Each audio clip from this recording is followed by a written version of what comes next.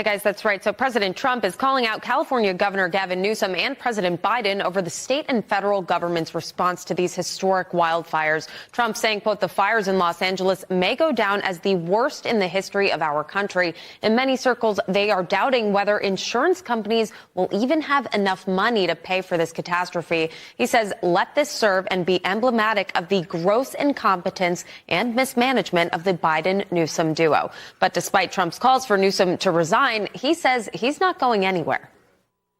One can't even respond to it. I mean, it's people are literally fleeing. People have lost their lives. Kids lost their schools. Families completely torn asunder. Churches burned down. This guy wanted to politicize it. I have a lot of thoughts, and I know what I want to say. I won't. I stood next to a president of the United States of America today, and I was proud to be with Joe Biden, and he had the backs of every single person in this community. He didn't play politics, didn't try to divide any of us. Trump, though, said he will take care of Californians. Listen. For California, we take care of the whole state. So what's happened is a tragedy, and the governor has not done a good job. With that being said, I got along well with him. When he was governor, we worked together very well, and we would work together. I guess it looks like we're going to be the one having to rebuild it. But what happened there, I don't think there's anything that I've ever seen quite like it. And the insurance companies are going to have a big problem because you're talking about big, big dollars. Meanwhile, President Biden, after meeting with state and local officials in Los Angeles, has canceled his trip to Italy to focus on the full federal response. Now, tomorrow, FEMA Administrator Deanne Criswell will be in California to see the impacts firsthand. Guys.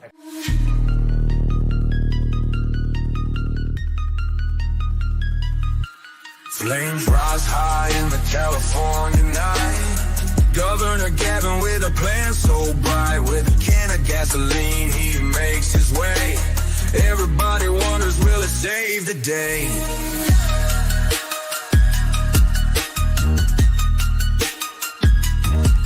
He's got his suit and his determined frown. In the heart of the blaze, he's racing down. People see him fearless, ain't afraid to dare. Holding tight the fuel with a fearless stare. Gavin fights fire with a spark so wild. Ooh, baby, we're going to have a blazing hot show today. Get ready. We're going to bring you live all of the information you need to know about the California wildfires and who started them. If you actually care about this issue, you are going to want to lock in on this show. We have done our research and we have proof that eco-terrorists or just degenerate arsonists, we're not exactly sure, but it's going to be one or the other, are starting these fires. This should be looked at as an act of terrorism, what's happening in California, to potentially sabotage President Trump, who's live right now, sitting next to President Obama and getting Barack Obama to crack up. This is happening at Jimmy Carter's funeral as we speak. So much to get to today, Thursday, January 9th, 2025. Ladies and gentlemen, Mike Cernovich will be on the program along with Senator Mullen, who just met with Trump inside of the United States Senate. He's going to come on and brief us in just a moment. Chris Gore, Hollywood movie reviewer and legend, Chris Gore, will be on the program to inform us about what's going on. He's had to evacuate from his home. He's going to talk about what the hell is happening with all these fires. Ladies and gentlemen, my name is Benny Johnson, and this is The Benny Show. Make sure in these troubled times, and very interesting, fascinating times, and a reason that you should actually be optimistic, we're going to talk about in a moment, but make sure that you are locked in, that you're prepared, ladies and gentlemen, for the rocky seas that lay before us. They're not going to just hand Donald Trump the car keys for like overnight, peacefully. You can see there's been terror attacks and, fires and real earth-shattering stuff that's been happening. Make sure that you are ready, ladies and gentlemen, financially. Make sure that you're ready with your retirement. Make sure that you are ready for what could be absolute disaster if the globalists get a hold of, the levers of power once again. I found a way to protect ourselves from all of this chaos, and I want to make sure that every single one of my listeners are partnered together in a wonderful company, ladies and gentlemen. that makes sure that I am protected from all of the potential market and governmental downsides. You should call today, 800-900-8000. That's 800-900-8000. Call them now. This is how I protect myself with precious metals. Make sure, ladies and gentlemen, that you are protected from a failing system. Call 800-900-8000 now. Performance may vary. You can always consult your financial and tax professional. Okay, ladies and gentlemen, we have some very interesting stuff to hop into right now because fascinating things are happening live. Let's head on over here to Washington, D.C., where right now this is happening. I can't believe it. I'm like with my jaw on the floor watching this. Look at this. This is Trump and Obama live right now. This is Jimmy Carter's funeral. It's happening right now. Maybe we should pull up like an actual live. This is like a clip of something that just happened a second ago. And it's too good to miss. Barack Obama and Donald Trump are not only sitting together, but they're laughing their asses off together. And my take on this is very simple. That President Trump, who is a Christian, is practicing Christian virtue because Barack Obama is somebody who tried to destroy President Trump. He tried to literally assassinate President Trump in the political sense, in the legal sense, in the judicial sense. Barack Obama has spent every waking moment of the past 8 years trying to make sure that President Trump spends the rest of his life in prison, that he's bankrupted, that he is totally destroyed, decimated, atomized, and pushed into total and complete demolition. Yet President Trump has survived it all and prevailed and is stronger than ever. And now Barack Obama is witnessing what true, magnanimous Christian virtue and forgiveness looks like. I don't think I have it in me. I don't pretend to be some type of moral high ground arbiter, very public about my failings and about me just being a simple Christian doing my best. Would you have it in you? Chat, would you have it in you to do this? If somebody like Barack Obama spent their every waking second and hour to ensure that you and your family were raided by the FBI, were locked up in prison, were politically, financially, judicially destroyed forever, it's an amazing thing to see. It makes me so proud of President Trump. I'm going to stop this. It makes me so proud of the president. I mean, obviously, Melania. Melania might have different opinions. You raided my house, you bastard. But look at it. Look at him go. Doesn't it just Trump is just glowing. It speaks to the magnanimity of this guy. I can't believe it's possible. Klein, let's go to the longer clip, please. Again, Jimmy Carter's funeral. It is live right now, but there's not like a shot on Trump, okay? Like, I want to let you guys know. It's just going to be dudes doing, eulogies and, it's just eulogies and stuff. So let me show you what happened. I'm going to show you. If there's something interesting that happens, we'll certainly cut there, okay? Because it's live right now. But let's go to them walking in, because all the presidents, all 5 living presidents, walked in together. Now, you can't hear the presidents. It's just organ music, right? That's going to be playing here. So we're going to mute it. And we're going to go right here. Let's go big. Here's Trump, for the first time in 4 years, greeting Mike Pence, okay? First time since, I think, January 6th, actually, of 2021, that Donald Trump has shaken hands with Mike Pence. This happened seconds ago, ladies and gentlemen, as Donald Trump and Melania walk in and are seated along with the other 5 living presidents. You're going to see some amazing things happening here. You're going to see some remarkable and stunning and uplifting things happen. And President Trump, you can see him glaring and eyeing some of the procession there, who you'd have to assume are just Jimmy Carter family and associates, right? So here comes Barack Obama. Look at him go. Again, I wish they were mic'd. I'd give anything for like an NFL Sunday football mic'd up situation here. Barack Obama shaking the hands of Al Gore and Mike Pence. Now, notably, Karen Pence behaved like a real Karen and wouldn't shake Donald Trump's hand. But Barack Obama sitting here. Let's get it. Let's see this. Let's see this happen. Let's watch it all happen live. Here we go. Donald Trump and Barack Obama sitting there chatting it up. Okay? Barack Obama. Man, you... Well, they really kicked us right in the ass. We tried to run a DEI super candidate against you. Destroyed DEI forever. Now me, Big Mike, got to retire. One of our private islands. Just gonna be what it's gonna be. All right, please don't put me in jail. Please don't put me in jail. I was like, a little scared of Cash Patel. Just a bit scared of Cash Patel. I never pretend to do a good Barack Obama impression. But here it is. Look at this. This is the moment. Donald Trump making Barack Obama laugh his ass off. Look at that. Did you notice how George Bush punched Barack Obama in the stomach? Not like a punch, but like George Bush gave him a love tap. Shows you everything you need to know. By the way, where is Michelle Obama exactly? Anybody? Where's Michelle Obama? Where is she? Yeah, you got the Clintons. And the Clintons don't shake Trump's hand. What a nasty woman. She's still so bitter. What a cold-hearted bee.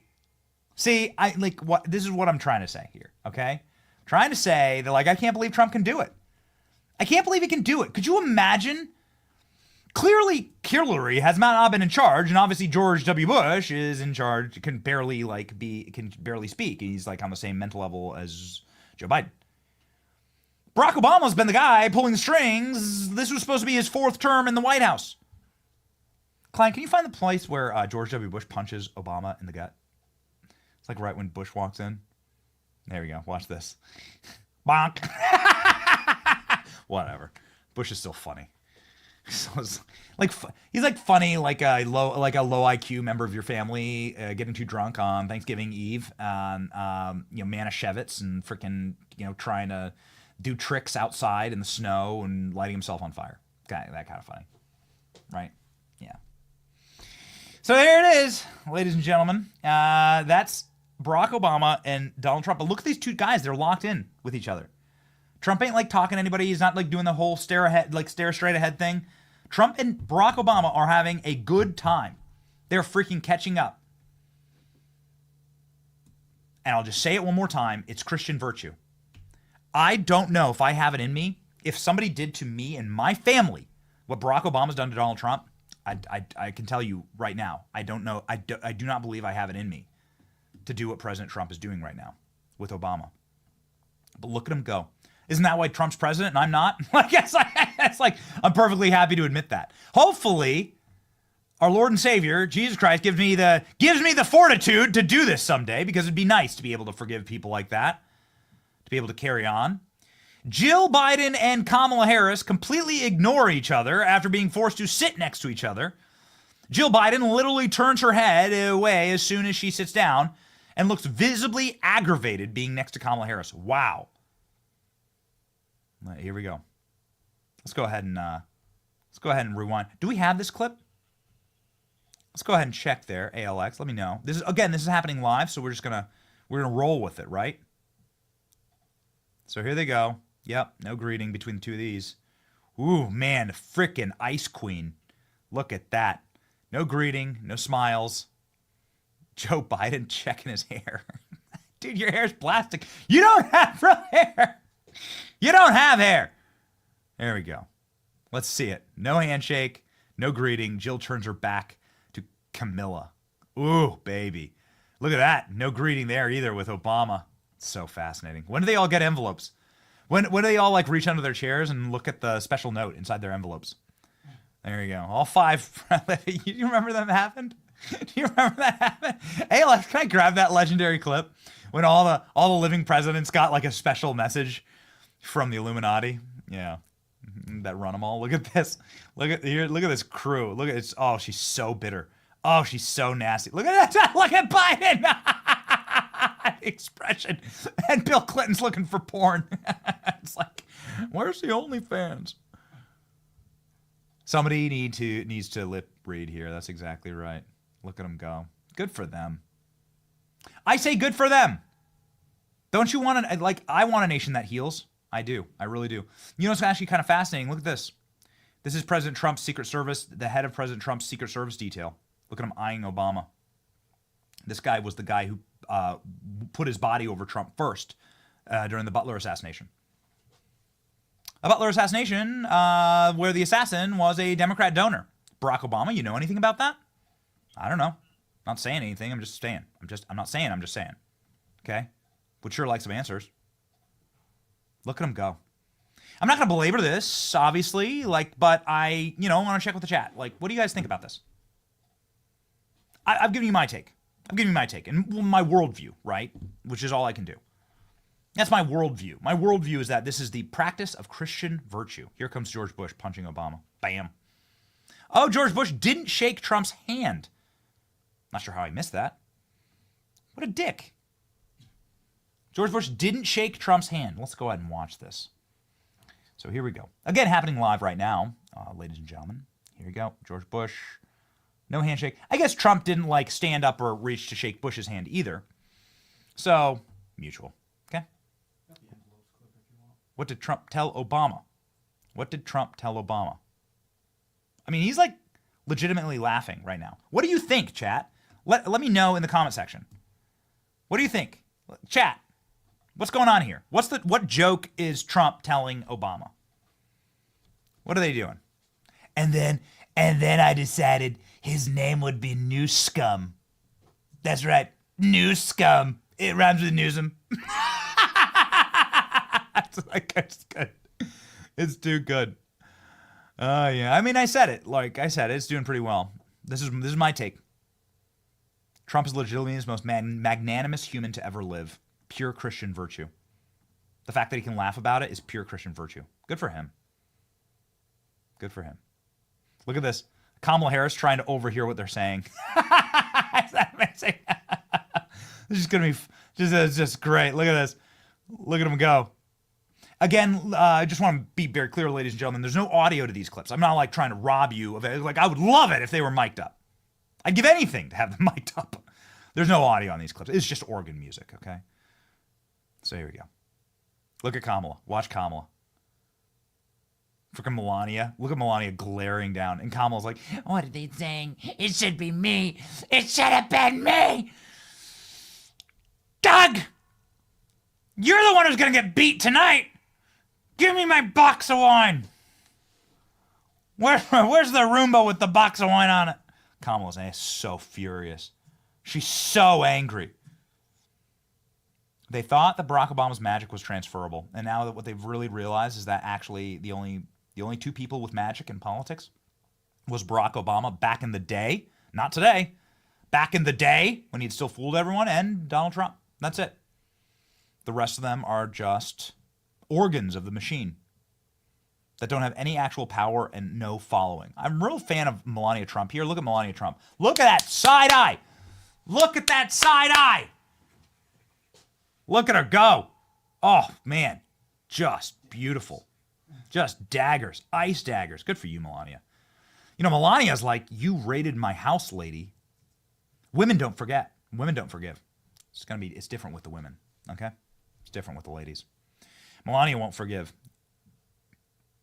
Any women watching right now? You got little boys? You got any mothers watching? You got sons, daughters? Imagine if there was somebody who authorized a raid on your son's room that was with deadly authorization. I mean, would you forgive? You'd probably be looking like Melania here, right? I see it every single day with my wife and her. I got my son is very much a mama's boy, loves his mother so much. My wife would do anything for that boy. She loves our daughters, but would do anything for the boy. Do you feel that? I mean, if you're a mother, I think only if you're a mother, you can truly understand this. I don't think even as a father, I quite get it. Like as a mother, like, dude, if somebody ever touched my son, like they'd be the last moment. They'd be atomized. Probably not even through, like, just through physical, mental telepathy and lasers out of the eyes from my wife. So this is what they did. They did this to Barron. Barron is her only son. And, Don and Ivanka, Don and Eric and Ivanka, they're from a different marriage. So Barron's her only son. And you're having to sit there right next to the woman who authorized. There's Melania staring right down the barrel. There you go. Sitting right next to the guy and the woman who authorized the raid on your son's bedroom. Like, do you think? No. The ladies are different, man. Ladies are different. Look at him go, though. But Trump, I mean, dude, just what a dude. I'm telling you, this is the Secret Service guy. This guy's probably going to be head of the Secret Service. I want it to be Bongino, but I have information that it won't be Bongino. I don't think it'll be Bongino. I have some pretty direct information that it's not going to be. I want it to be Bongino. I'm an advocate for it. But this is the agent that was there in the Butler rally. He's been with Trump forever. I think this guy's going to be head of the Secret Service. I actually think so. So here he is right behind Trump. This is a good indicator because he's right behind Trump. Anyway, he's a good homie. I forget his name, though. His name escapes me. Kamala's body language screams, "That should have been me!" Wow, look at this Justin Trudeau. I could do this all day. It's just too much fun. It's Justin Trudeau. Look at this little ninny boy. Oh, he's just oozing with beta energy. Oozing. Have you ever seen anybody that looks more like as soon as he gets home, he puts on a pair of high heels and prances around?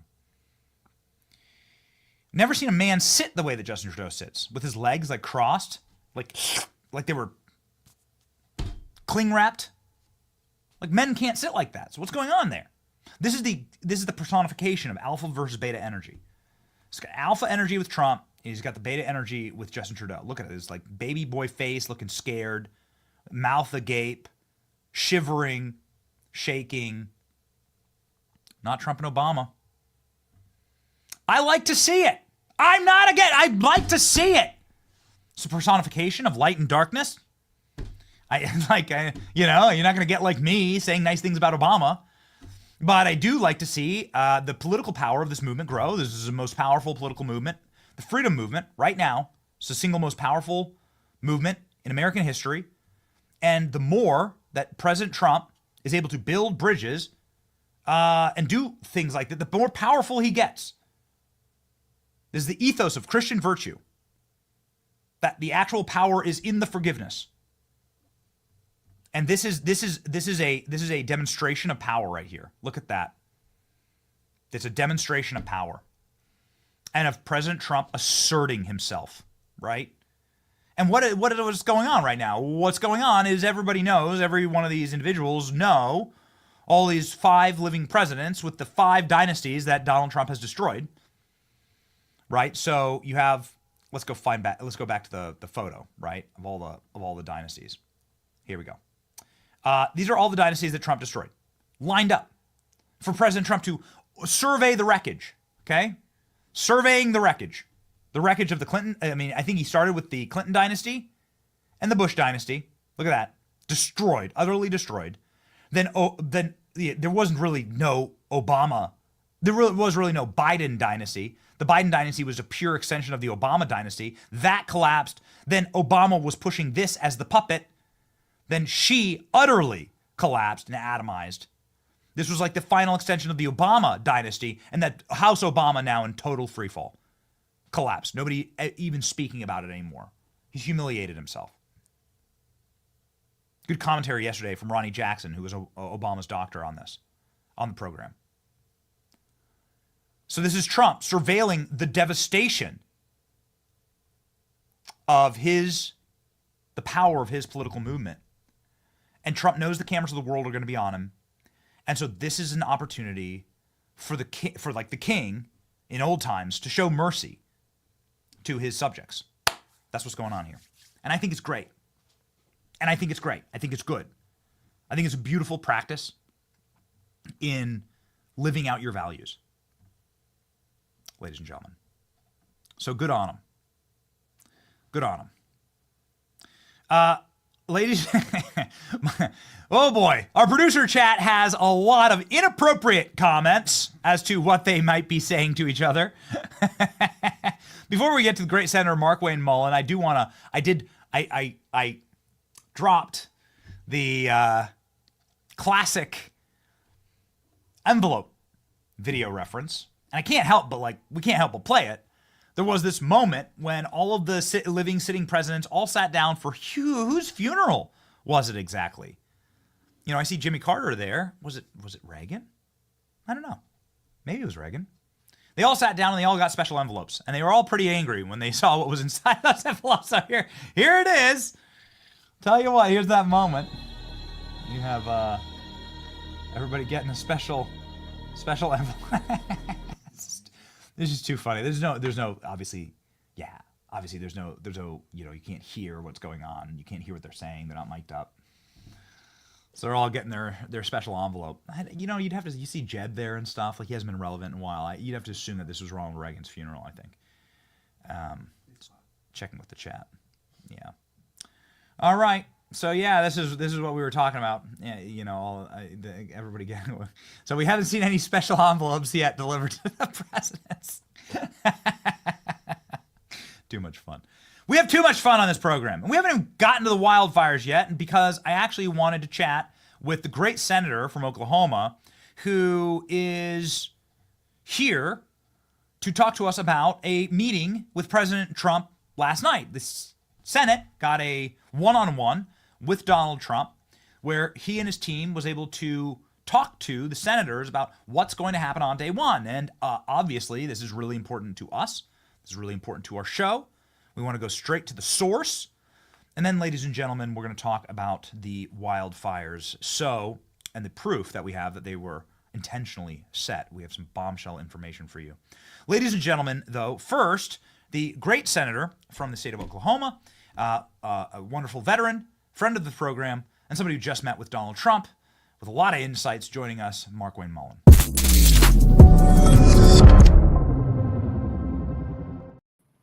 Senator, how are you doing today? Welcome to the program.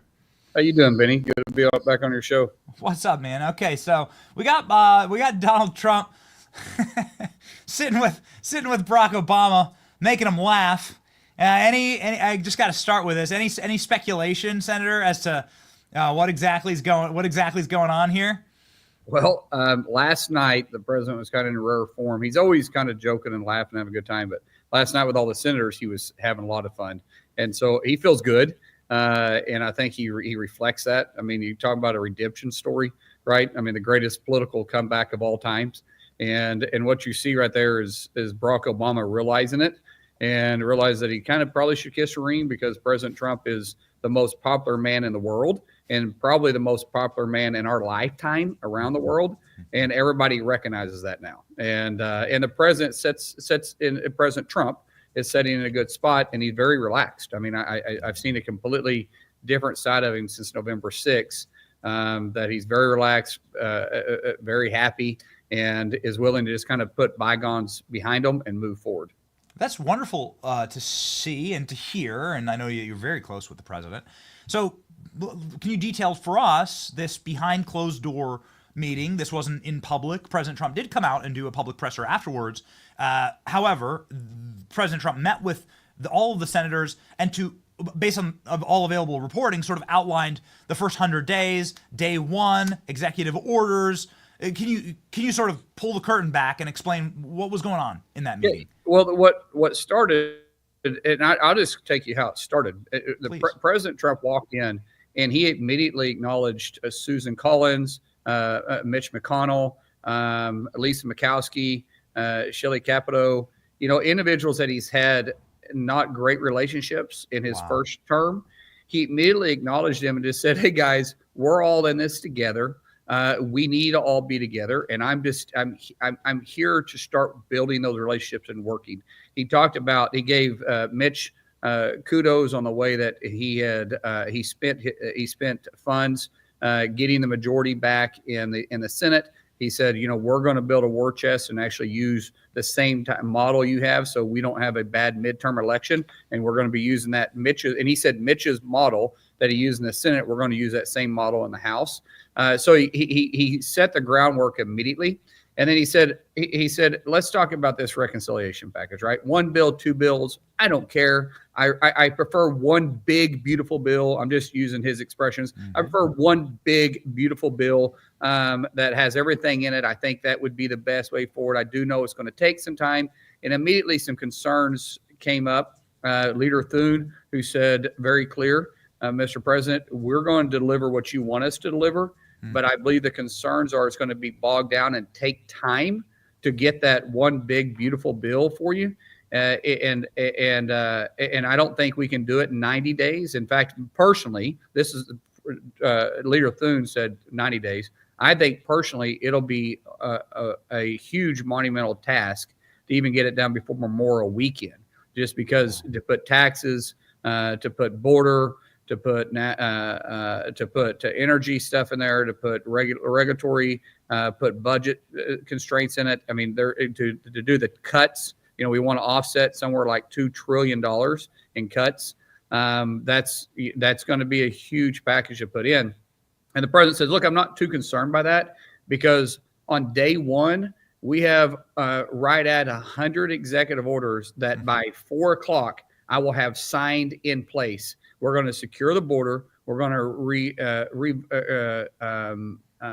revitalize our energy sector, and we're going to roll back these disastrous regulations that has caused the Biden administration to wreck our economy. He said that's on day one. I already had the executive orders moving and going that direction. The advantage that you have with President Trump is he knows how those executive orders had to be written because he was the 45th president of the United States, and now we get to have the 47th president of the United States.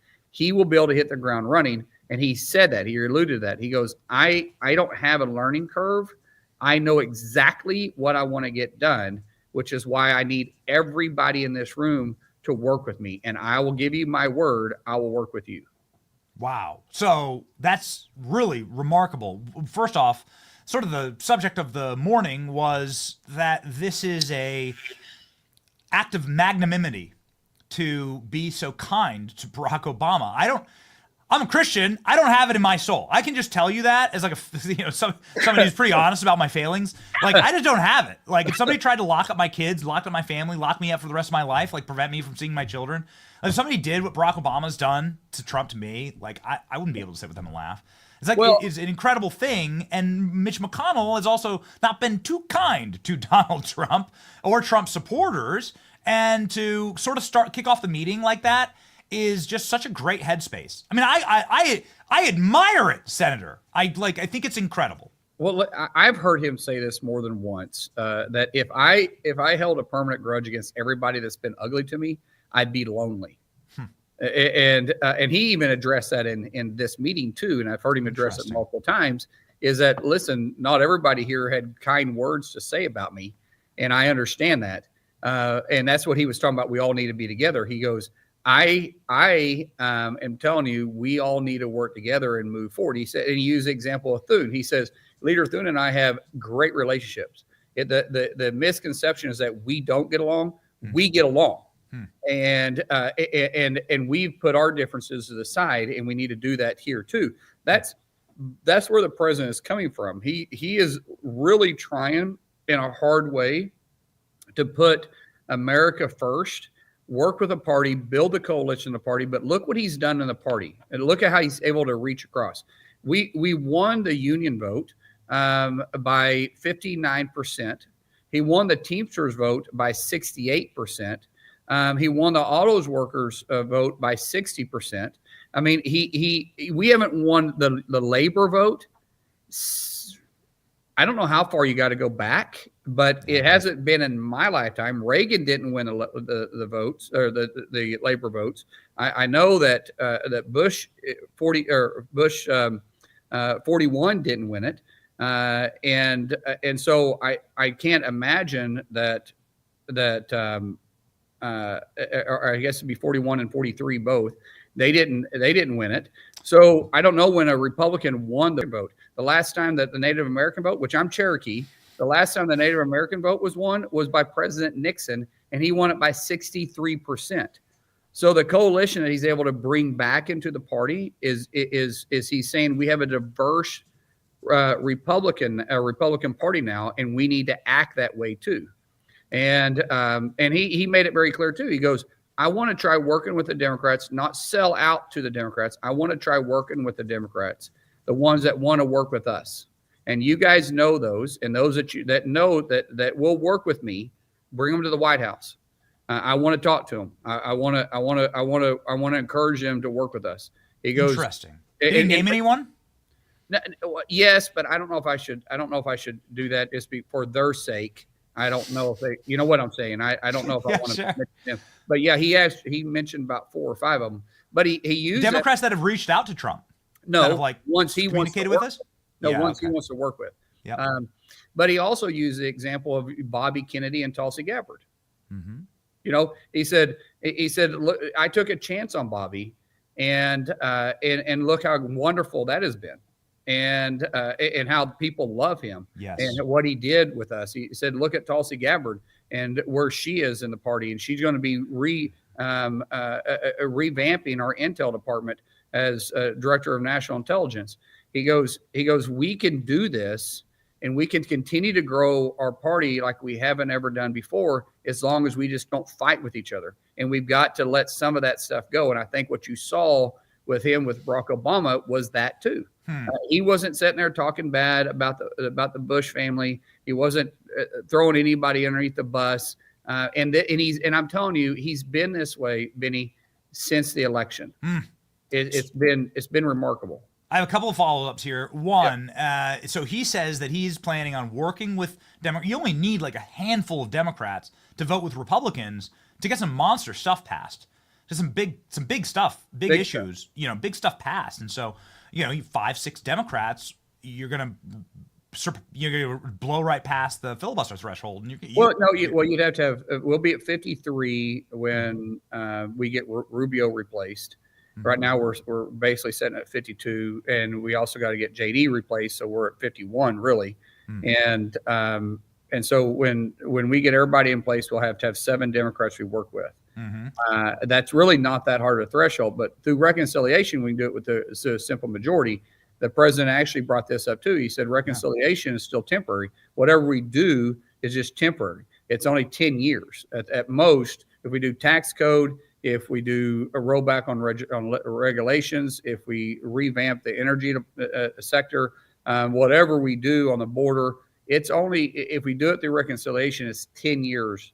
I want to go past that and make it permanent. Yeah. On some of that stuff, it may the threshold, depending on what it is, how it's written, could be a threshold of 60, and then and that will require him to be working with individuals. Some people say don't do that, right? We shouldn't work with the Democrats. They didn't work with us. Okay, I understand that, but you also have a business guy that's in office. And those same people say, why can't the government work more like a business? Business is all about negotiating. The president is all about making deals. He always has been, and he's going to continue to do that. So but there's limits when you're negotiating. I told people all the time when I negotiated deals when I started at 20 years old, when I first got my first company, I would tell people I negotiated one in 110%. I would accept 70, and I walked away at 69. Everybody has a different threshold, a different way that they negotiate. But we have a guy that literally wrote the book on the art of the deal, and he is all about negotiating. Well, you've already heard a couple of senators like John Fetterman coming forward on Fox News, being like, "No, I'm going to work with him. I'm going to work with the dude. I'm going to sign on to Lake and Riley Act and like other things. I think it's good." And you have a number of senators from states that are losing a ton of population that went for Trump and are represented by a Democrat senator. I think the possibility of this happening, I think, is really strong. And the thoughts on Thune. I've been I've definitely boxed Thune around a little bit on the program, just based on past public statements and where we've seen him on various issues. You think Thune's going to get it done? I do. John Leader Thune is a friend of mine, and the misnown about him running for leader against Rick Scott and John Cornyn was that he was Mitch McConnell 2.0. What they didn't realize is Leader Thune and President Trump had a great relationship, and President Trump was actually willing to come out and endorse him. And President Trump and I had multiple conversations about this, and I think other people did too. My suggestion to the president was stay out of the leadership race altogether. And he said, well, John and I they'd been building relationships since the summer. John had been down to Mar-a-Lago several times and met with him. They talked all the time on the phone. They talk all the time right now. And he said, and he asked me one time, he goes, why? And I said, because we're going to have a small majority. At most, we're going to have 54 seats. We're probably going to be around 52 or 53. You got two people in this race, Rick Scott and John Cornyn, that if you endorse Thune, then you're going to have, there's going to be a rub against the other two, and you're going to need everybody to work with you. We can't afford to have any enemies there. And so John, there were some things he said in the president's first time in office as 45th president of the United States. But there was a lot of people that said some things back then. There's a lot of people now that are coming in in the private sector that are coming in, kissing the ring of President Trump now. Yeah. There's a lot of professional athletes now that have come back around. There's a lot of politicians that have come back around, and the president has been very, very gracious on accepting them and moving past. And that's right. Once again, that's what a leader does. We've been on this program. We've been on this program ripping Meta, but like Zuckerberg goes, meets with Trump, 2 or 3 times. The results are good. The results, let the results speak, right? And so that's what we're going to do with Leader Thune. We're just going to let the results speak. And the first results we're going to be looking at are these cabinet confirmations. Right. So can you walk us through sort of this minefield? Are there any confirmations that you are nervous about? Is there anything that's looking bad, or are things looking upward? Yeah, let me get to that in just a second. Let me talk about Zuckerberg real quick. Please. Mark met with President Trump the day before he made the announcement that they were going to change the way that they do censorship, essentially. The big announcement that he made the other day. Mm-hmm. President Trump and him spoke about that. And Mark has been down to see the president several times already. Wow. Mark has actually reached out to me, texted me a couple times. The guy's got into jiu-jitsu real heavy. He wants me to come down there and roll with him. He wants to train. He actually wants to get in a cage and fight. He said, I'd love for you to come down and spar with me sometime. I think that'd be great to go down there and do that. So a lot of these people have changed, because here's what I told the president Trump is that— Wait a second. Senator, you get a chance to kick Mark Zuckerberg's ass? Senator! Senator! Let me make sure you understand this correctly. Did you see Mike Tyson's fight? Yeah. Okay. He's 57 and he's the greatest fighter of all time. And it looked awful. I'm 47. I was never at Tyson's caliber, so I may not be kicking anybody. But the Toby Keith song that says I'm as good once as ever been runs through my head, but maybe not. Because it's a rude awakening. Nothing but love. Nothing but love. Yeah. So I will say that a lot of these people have reached out in a way because they had 4 years underneath Obama or underneath Biden, and it was awful for their businesses. It was awful for their workforce. It was awful for us internationally, especially these big companies that do business internationally.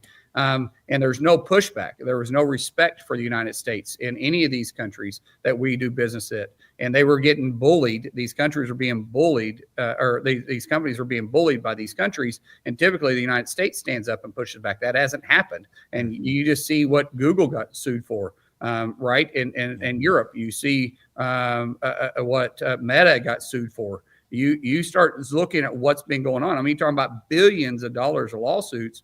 Now they see what it is. And this is what I told President Trump. I said, this reception that you're having would have never taken place if you would have had consecutive terms.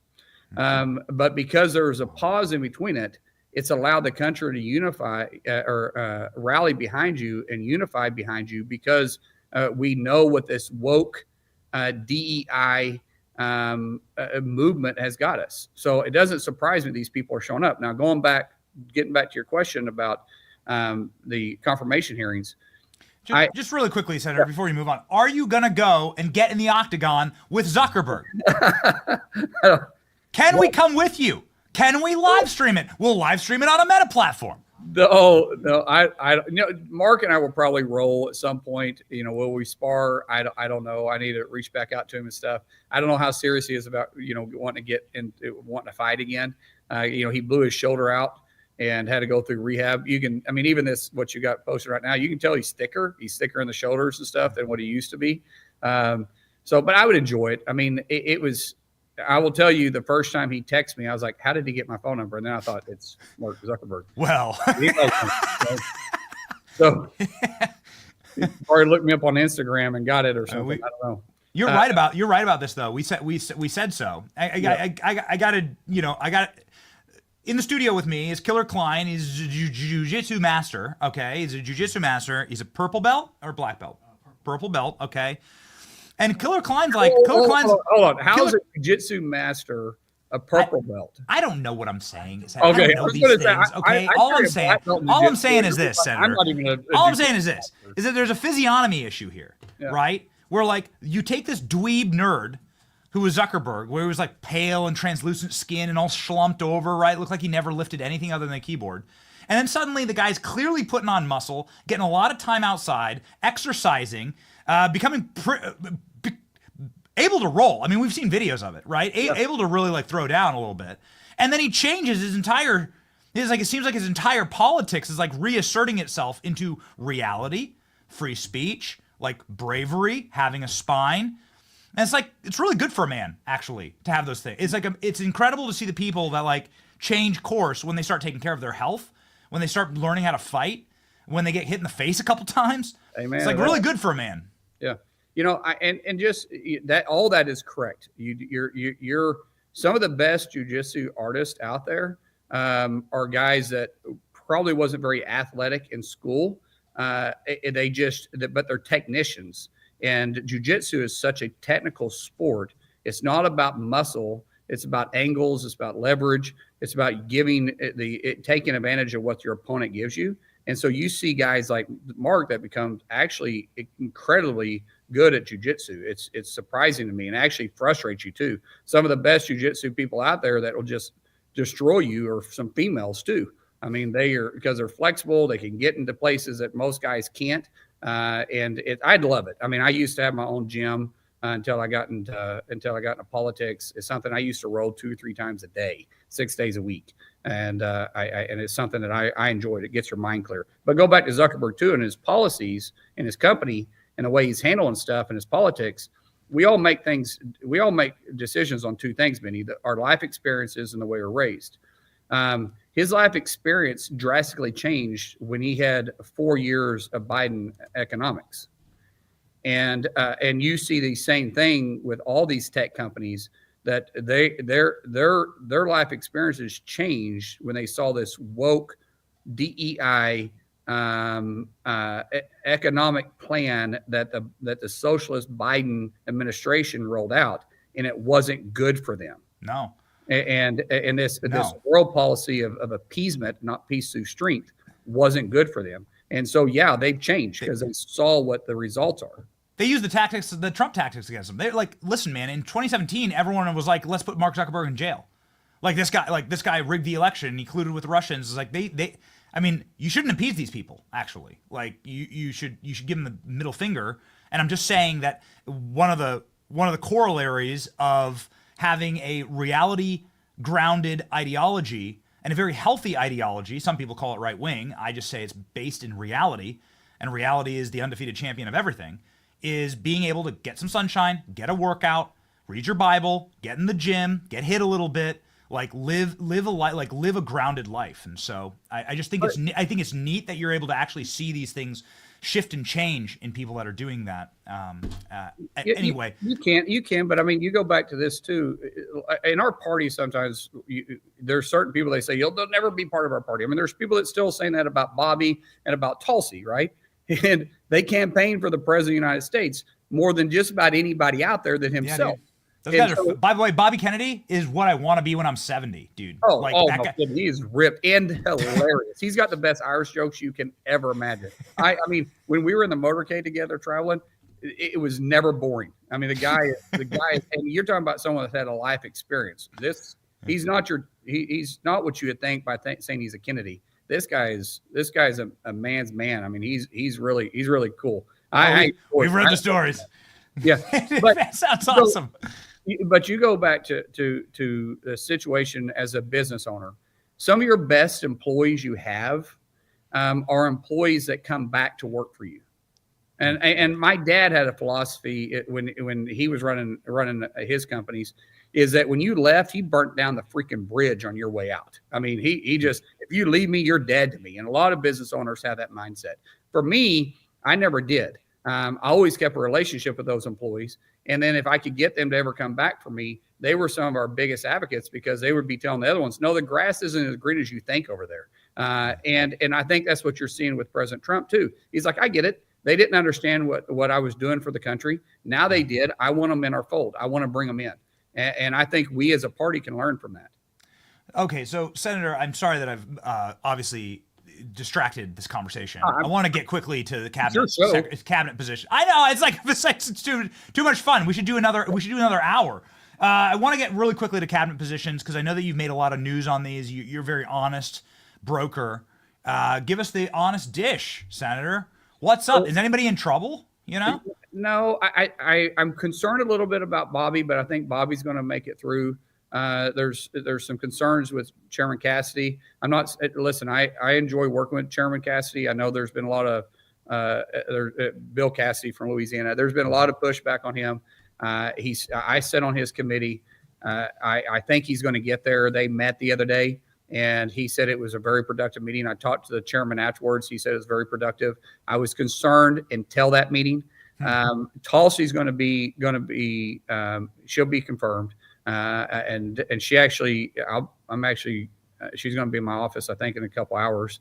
But she's a very good friend. I mean, Tulsi will call me her brother. I call her my sister.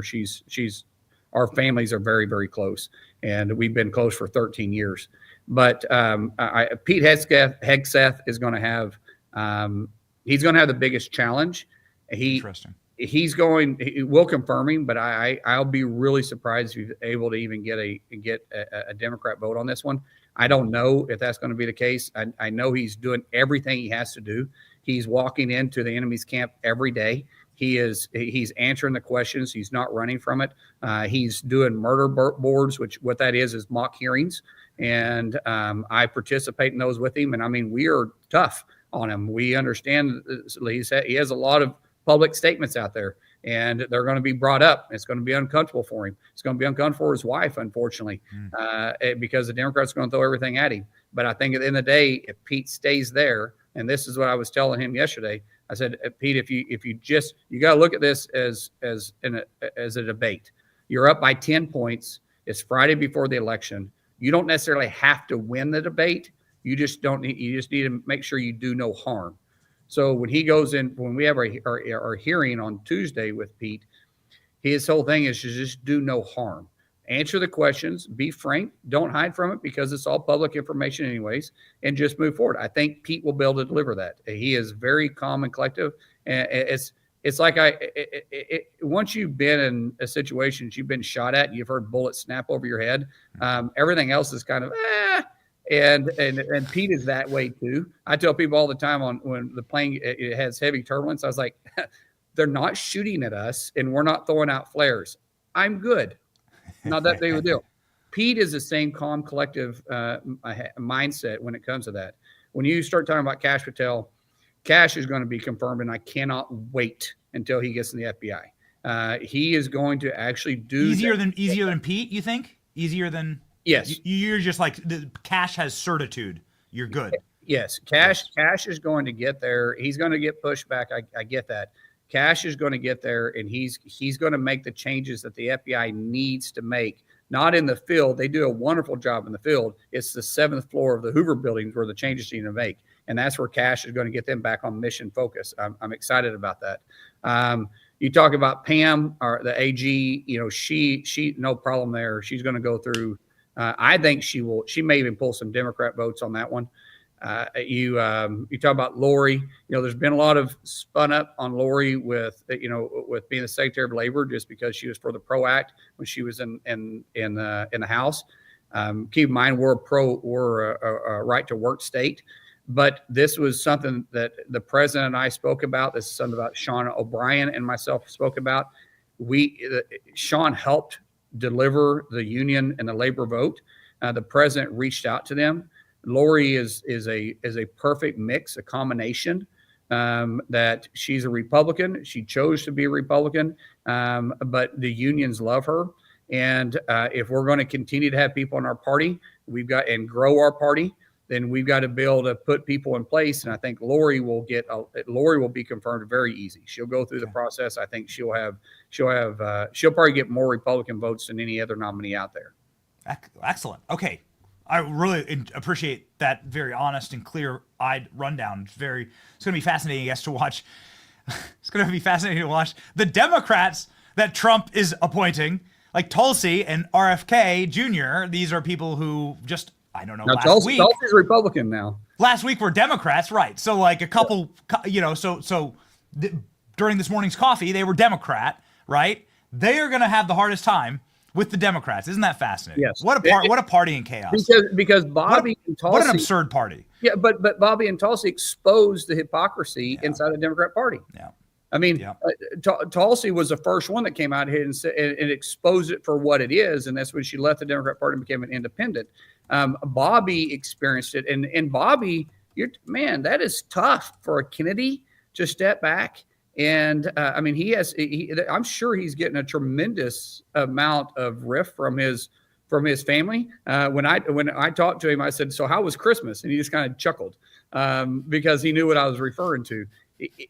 But the reason why the Democrats fear them so much is because they know where the bodies are buried inside the Democrat Party. Yeah, I mean, Bobby Kennedy didn't end up in a river somewhere, so I mean that's a big positive, obviously, for him over Christmas. So way to go. I view that I view this as an absolute win. I do too. So really quickly here, because I know this is something that is going to be important for you and important for a state where you come from that has enormous amounts of agriculture and enormous amounts of dry fields, forestation, and so on. Somebody who also clearly loves being outside, California. What the hell's happening? Listen, man, I got to tell you, Senator, there are so many credible reports from people who have been on our program, from people who we trust, like Andrew Huberman, who says there are fires being started all over this Los Angeles area. Oh, he's physically up seeing them this morning, and there's report after report after report of this. And what I think is really important for our show to deliver truth is, I feel very bad for the people in LA right now. I feel very, very bad for, obviously, them. They've been persecuted and tortured by idiot policies and wokeness and DEI. But also, why are these fires starting? And could this be ecoterrorism? Could this potentially be a strategic attack on our country, looking at vulnerabilities in places like Los Angeles, where even Joe Rogan is saying just the right fire could rip the city to pieces with the right wind? Yeah, I don't know if I would say it's eco-terrorism or not. I wouldn't be surprised if people are out there starting it because there's some crazy people out there. Yeah. But I wouldn't think it'd be terrorists if they're doing it because that'd be a stupid strategic spot. There's a lot more strategic areas you can hit that would hit our economy a lot worse than the billionaire row homes, right? I mean, they're going to be at their other house.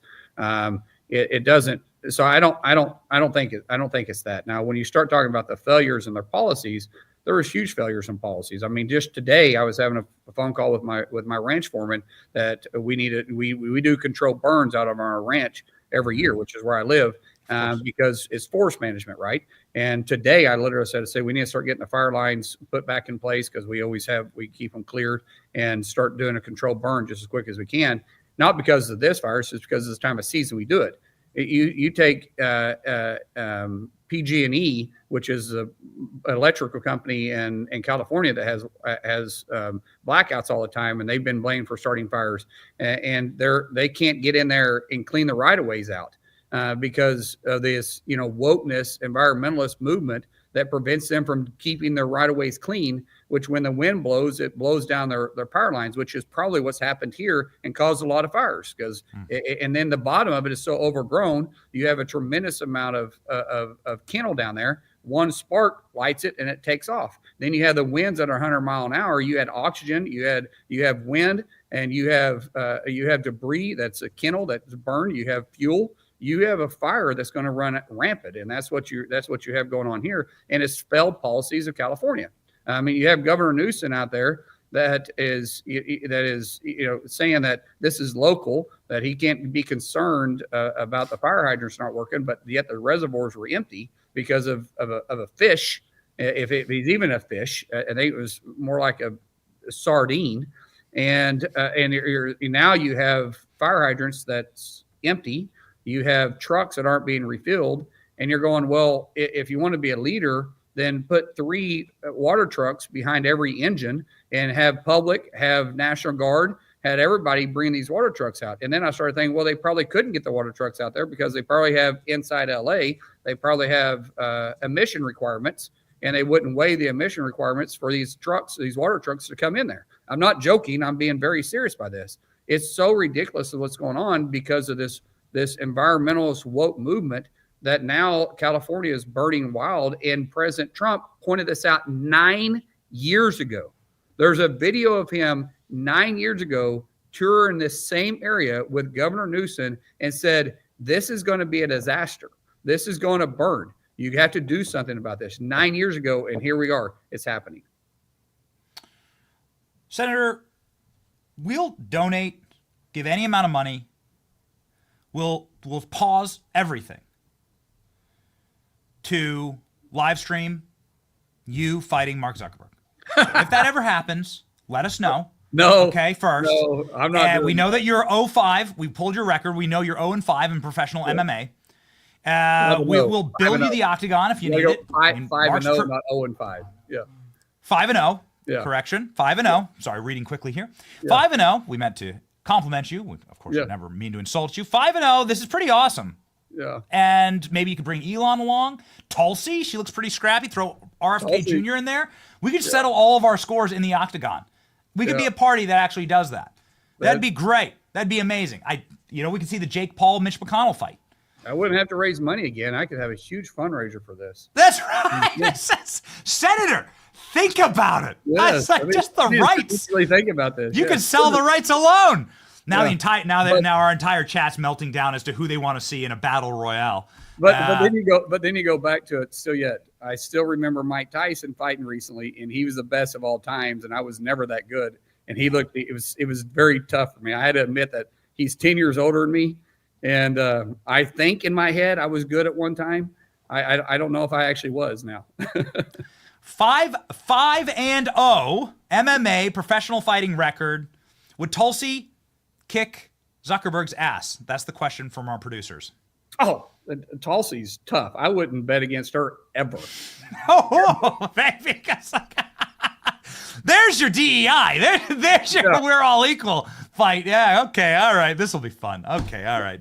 Has the director of national intelligence ever beat up a billionaire? That's a question for this country. Yeah. That's the content that we deserve. Senator, this has been really fun. Thanks a lot. I hope you come back. I really deeply appreciate your honesty. Everybody go follow, obviously, the Senator Mark Wayne Mullen. You can follow him right here on X if you want real, true, honest takes. And that looks like a beautiful, beautiful family up there. Are you on your ranch there? No, that's not the ranch. I don't know where that is actually. Okay. Well, either way, it looks very. Either way, sir. It has been a pleasure talking to you. Yeah. Godspeed. God bless you. Let's make this fight happen. You, all right. Appreciate it. Talk to you later. Thanks, Senator.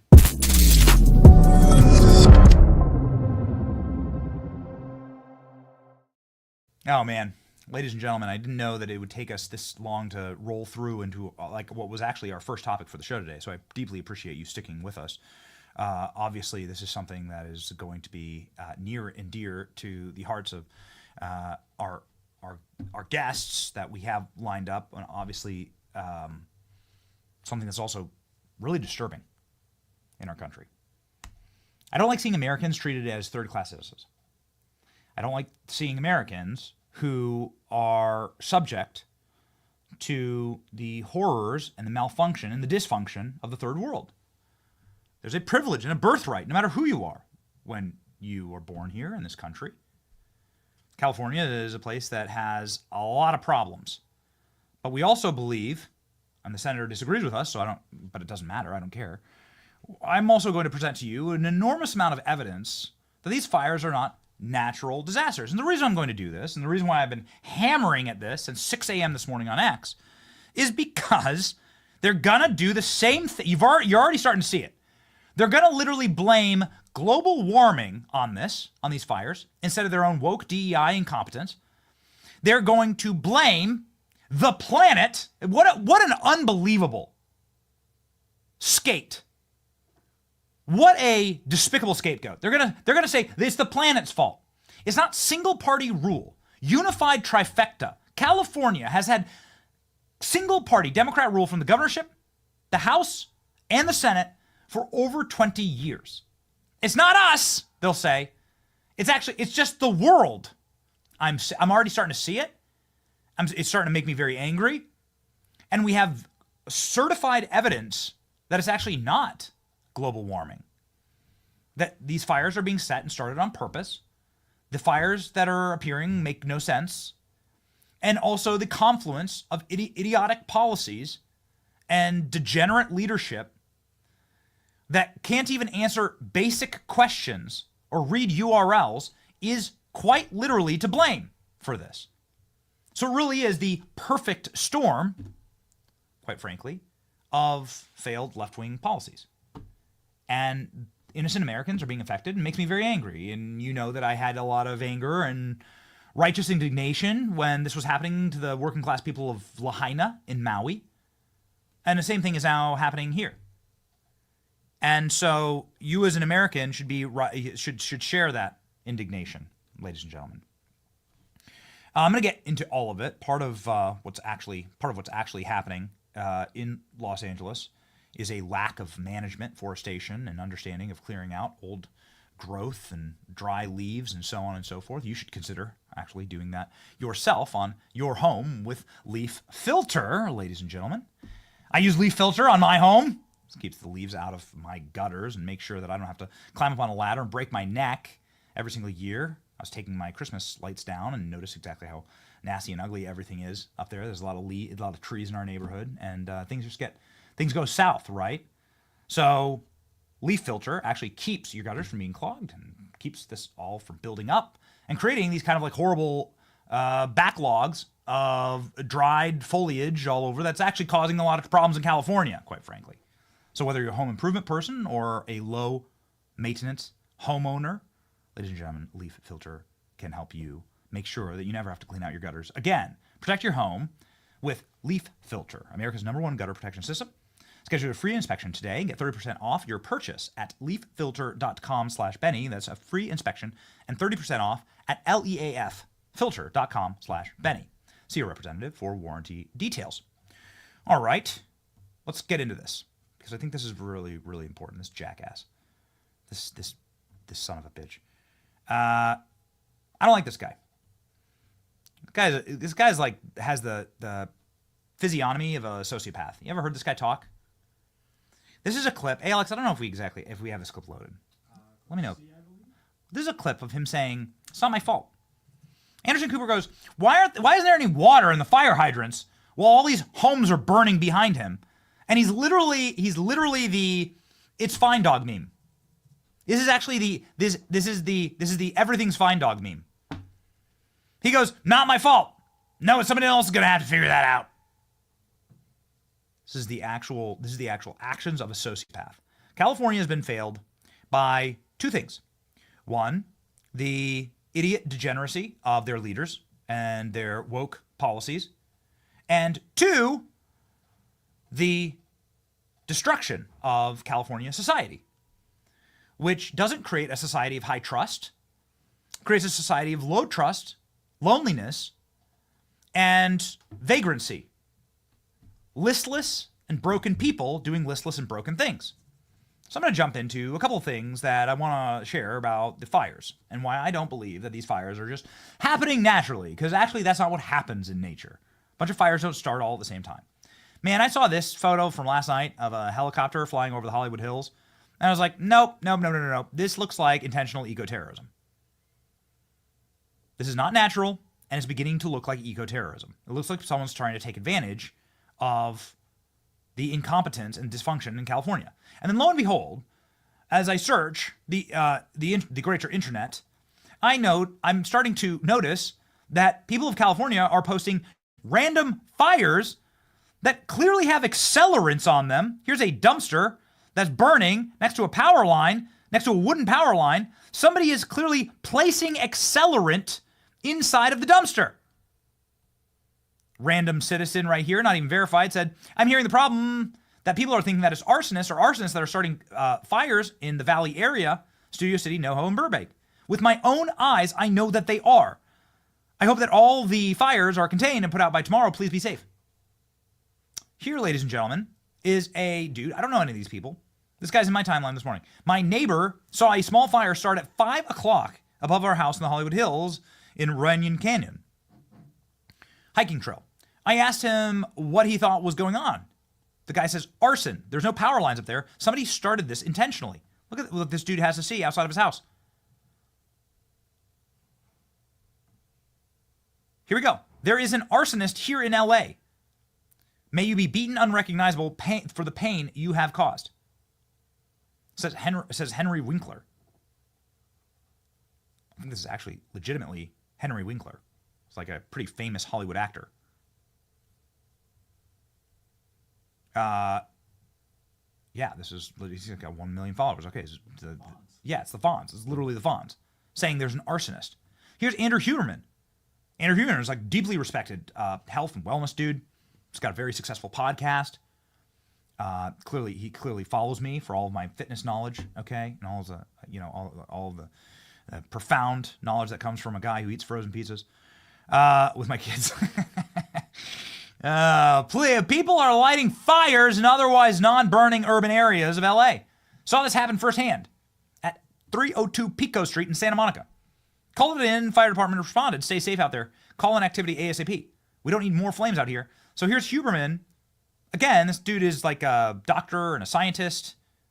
Like, this is probably the most credible person you could possibly have posting a video on the internet, posting his own video of what doesn't look like a bunch of homeless people. He says some of these people started the fire. Just zooming in on his video there. He says some of the people in the video, actually, I watched them start the fire.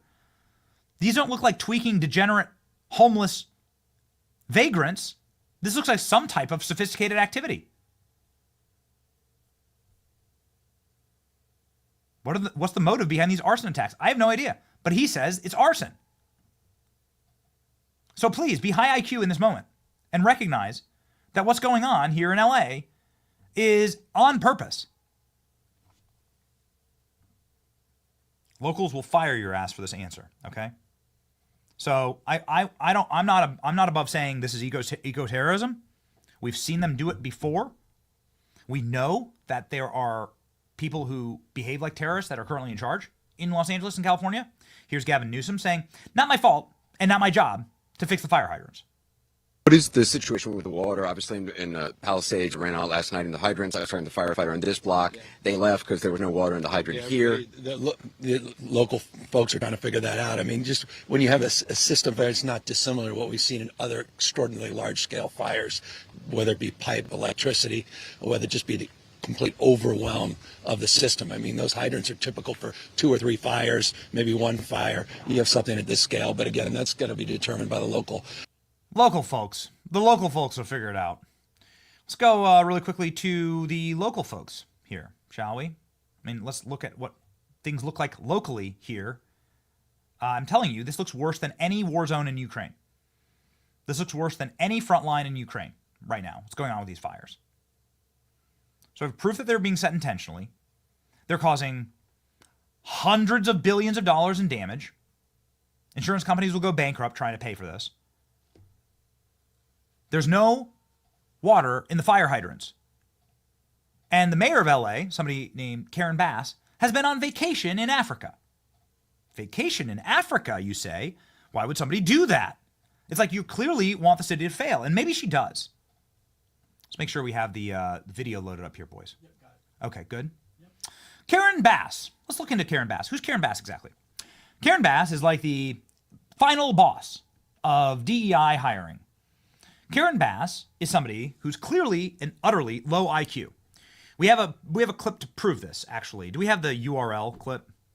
Let's just begin with that. Okay, here's Karen Bass trying to read a website. Okay, so let's start with, like, you would assume that your leader, the leader of one of the biggest cities in America, would at least have like the intelligence to be able to read a website. But here we go.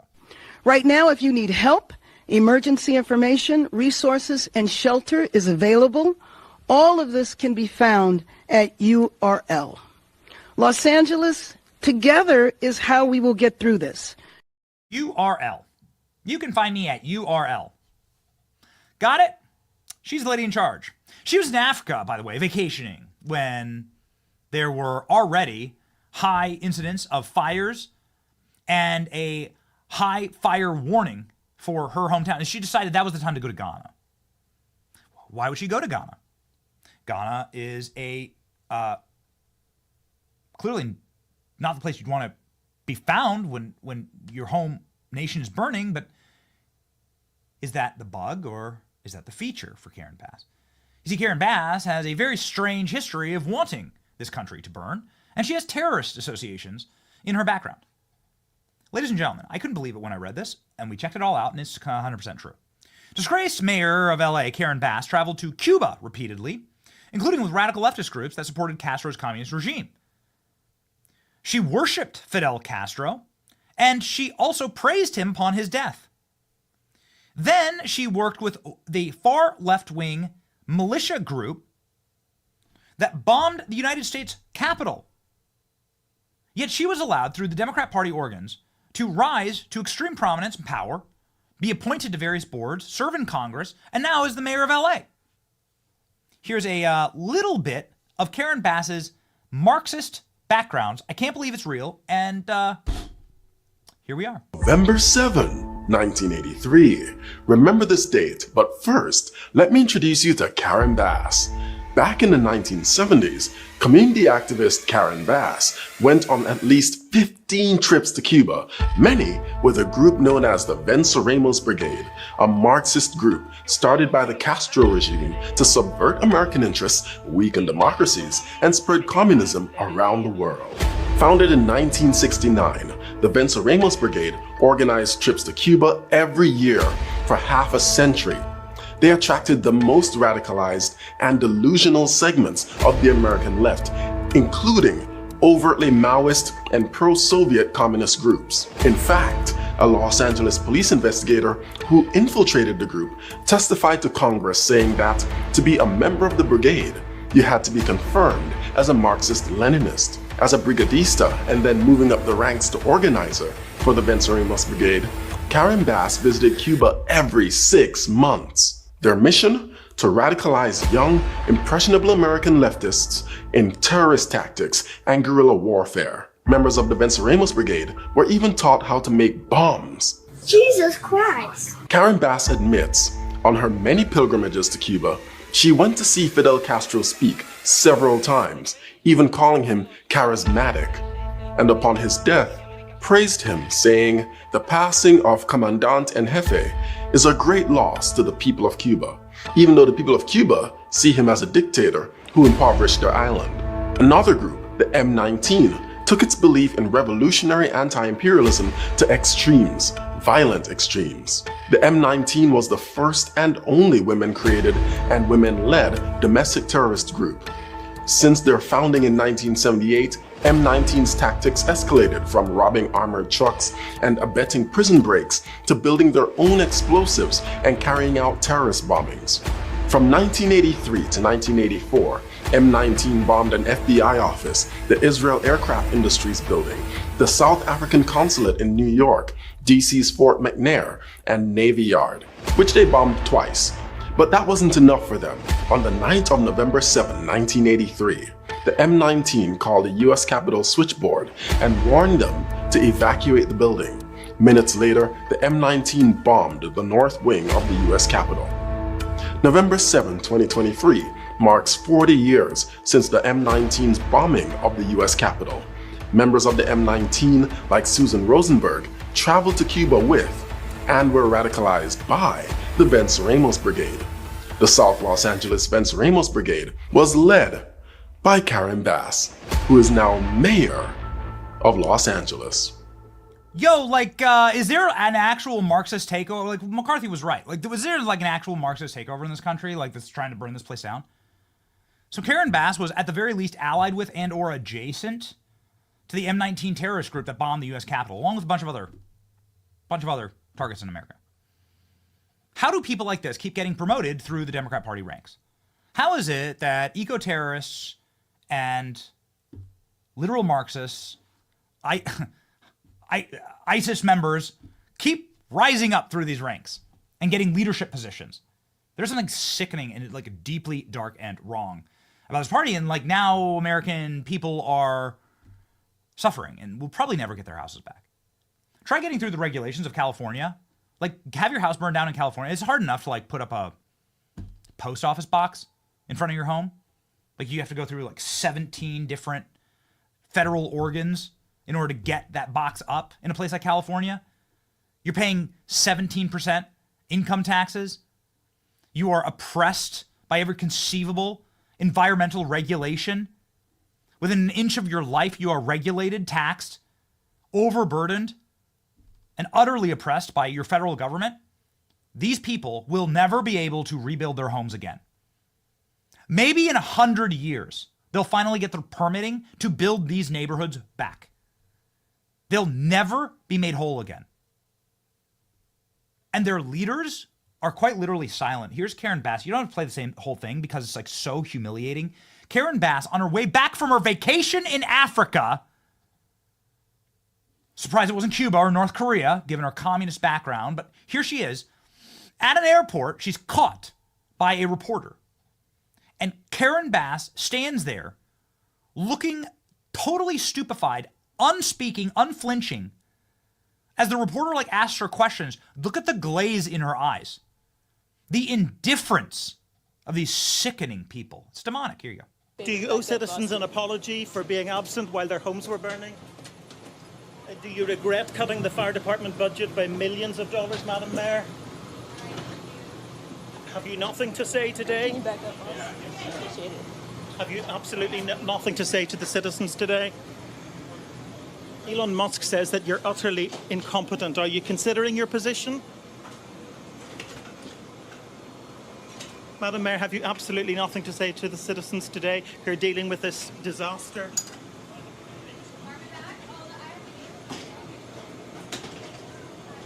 No apology for them? Do you think you should have been visiting Ghana while this was unfolding back home?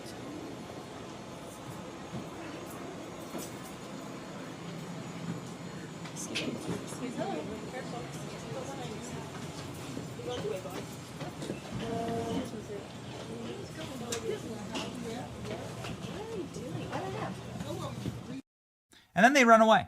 And she runs away. She gets followed by this reporter for like another minute. The cold expression and glassy eyes of somebody who just doesn't care. Indifference is possibly the most evil attribute you can have as a human being. It's what you see in the worst leaders throughout all time. It's not actual anger and rage, it's actually indifference to other humans suffering. That's the signs of a sociopath. Somebody who's not indifferent is President Trump, who has called, as of this morning, for Gavin Newsom to resign. President Trump has officially thrown the gauntlet down and said, Gavin Newsom must resign. Here, ladies and gentlemen, on Truth Social. One of the best and most beautiful parts of the United States, America, is burning to the ground in its ashes. Gavin Newsom should resign, and it's all his fault. President Trump going after also Karen Bass in a subsequent post. I can't move on without showing you this. David Muir, this charlatan, weasel actor is pinning back his rain jacket so that he looks more svelte on TV. You can see here clear as day, if we can zoom. You can see here clear as day. He has a pin on the back of his rain jacket. There you go. This is good enough. You can see the pin on the back of his rain jacket. This is a man who is allowed to host a debate with President Trump. People are literally being burned alive. Hundreds of billions of dollars of damage is being done. Hundreds of thousands of people have now fled their homes. And this twink is pinning his rain jacket back so that he looks slimmer in it. This is his concern. These are the people that we allow to interview our presidential candidates? No more. I'm telling you, no more. We have a pretty loud, and it's getting louder, and a pretty important, and it's getting stronger voice in this ecosystem with like the freedom movement. And I will speak until my voice cracks to say that people like this should never be allowed to ask questions of our candidates ever again. This is the problem. The people who should be hosting presidential debates should be like Elon Musk, Joe Rogan, and Tucker Carlson.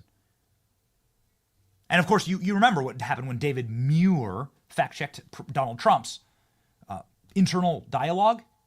Donald Trump said he was joking about something, and David Muir's like, "Oh, it didn't sound like you were joking." Among many other flaws, like not having any plan to fact-check Kamala Harris.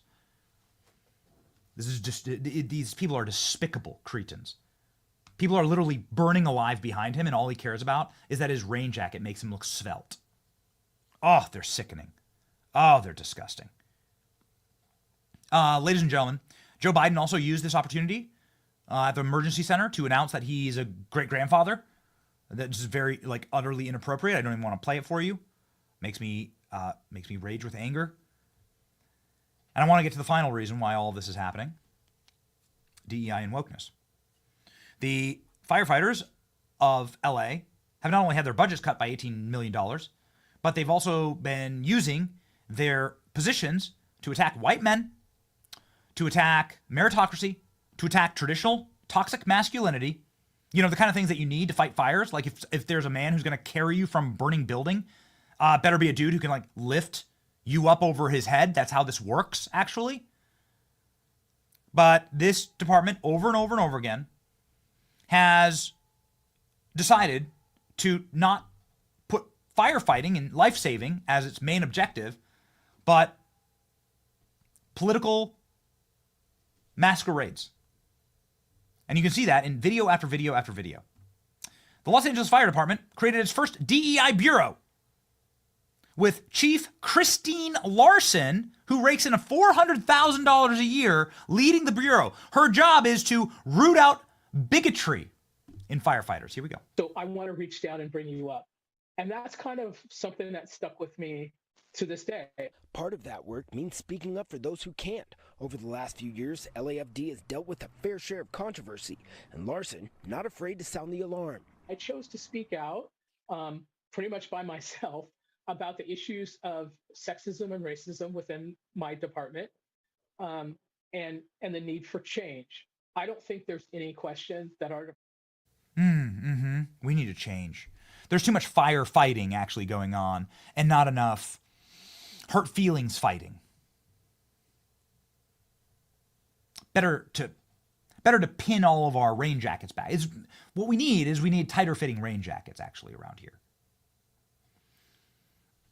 I'll say this before we get to a very, very patient Chris Gore, who I'm really excited to speak with, who's a critic, professional movie reviewer in LA, who knows LA better than almost anybody and knows the LA ecosystem better than anybody, and who has had to evacuate his own house.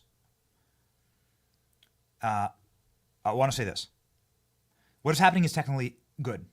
And while I have great empathy for the people in Los Angeles, and I don't want the working class people of Los Angeles to have to suffer, there are plenty of Republicans there. There are plenty of people who don't want this. Most people don't want this.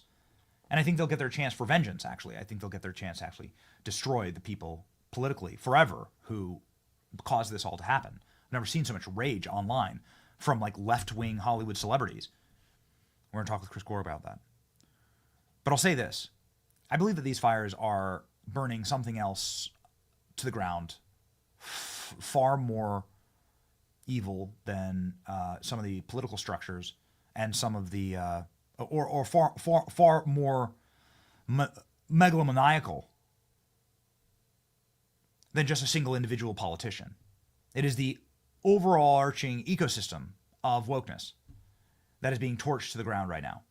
DEI is dying today, starting with the 2024 election, moving through the ISIS terror attacks, where you had like these obscene FBI agents with nose rings and no qualifications, like saying it wasn't a terror attack. I mean, just like so humiliating.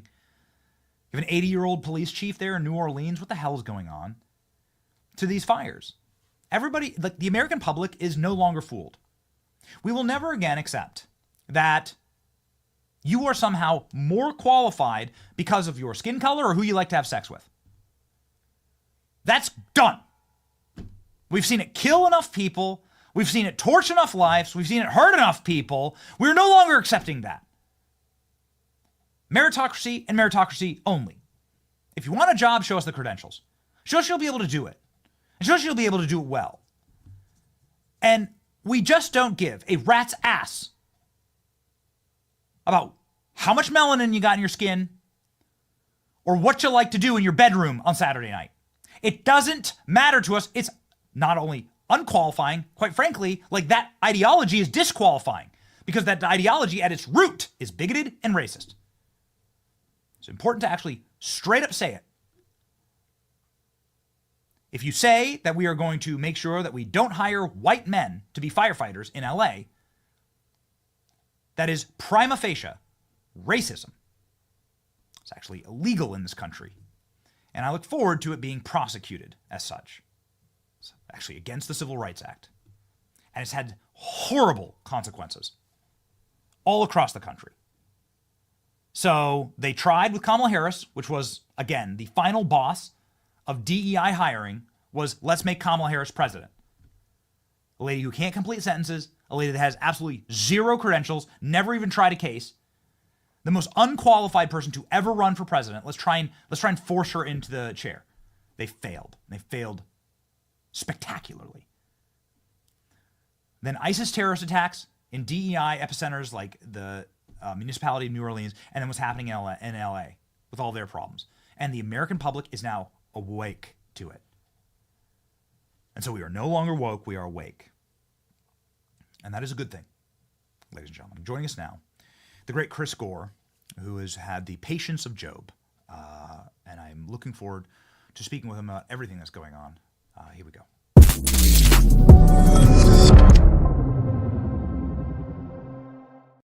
Chris, I just want to check in. Are you still evacuated? Are you and your family safe in your home?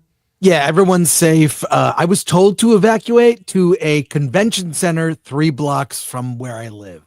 So I'm still here. But okay. The water in Pasadena is contaminated, not useful. And the air quality is the worst. So I am headed to Orange County right after this. So get away from LA. Okay. So you can't drink the water and you can't breathe the air.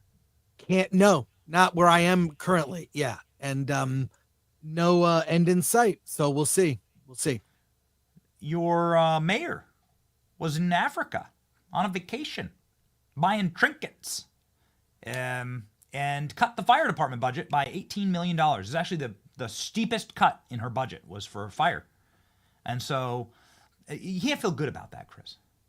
Oh, I'm well aware of her shortcomings. And I will say this, having seen, this is before the fires, the decline of this city has been awful. I moved to Los Angeles in 1989. I've seen some good times, some bad times. Saw the railway, the metro be built. That was amazing. I used the metro. And the decline has been dramatic. Since Gavin Newsom took office, I voted for the recall. I wanted him gone. You can objectively see the city get worse. And it is, I've said this for years. I am living in Gotham City, but there's no Batman. There's no one to save us. And we have some unimpressive politicians not focused on problem solving. They're focused on their stardom, their celebrity, their a vacation in Ghana to at the behest of Joe Biden. Obviously, she's looking to climb the ladder of her political career, but I hope that maybe if there's a silver lining to all this, the careers of Newsom and Karen Bass will be ended after the horrible response to this disaster. And we saw it coming. It was going to happen. It's, you bet against the house, you're gonna lose. You saw that Joe Rogan clip. It's just eventually gonna happen. It could have been prepared for.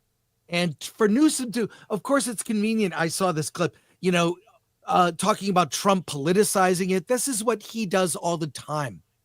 He is the worst politician I've ever seen in my years here. And the reign of this one-party rule in California must end. We saw it go more red after Trump's victory. California did go more red in places. So there is a gradual turn, but we'll see. This is horrifying. This is horrifying. I have a friend whose house in Altadena, he lost everything. House is gone, all his possessions. It's just horrific to see the images. So since you work in the film industry, and since that is the prevailing industry of Los Angeles, and it's what it's known for, and many of these houses that have been torched to the ground were homes of actors or people in that industry. And they've got to be furious. And this has been a state where you won't be. I just don't think you'll be able to blame the planet anymore. I don't think you'll be able to say it was just hot. I think there might potentially be a sea change, especially given the fact that these actors, they'll never get their house back. I mean, it'll be 100 years, I think, with California regulations before these places are rebuilt. And so will there be a change in Hollywood? There's no one better to maybe answer this question because you've been covering it for so long. But it feels like even Hollywood and the entertainment industry was already on a precipice of like realignment. What's going to happen? Well, TDS is a real problem here, and the power of the propaganda that has captured the minds of most people in entertainment is it's shocking. So myself, I've been independent. I voted red. I voted blue. I look at the policy, not the personality for the most part, because the personality is generally always fake.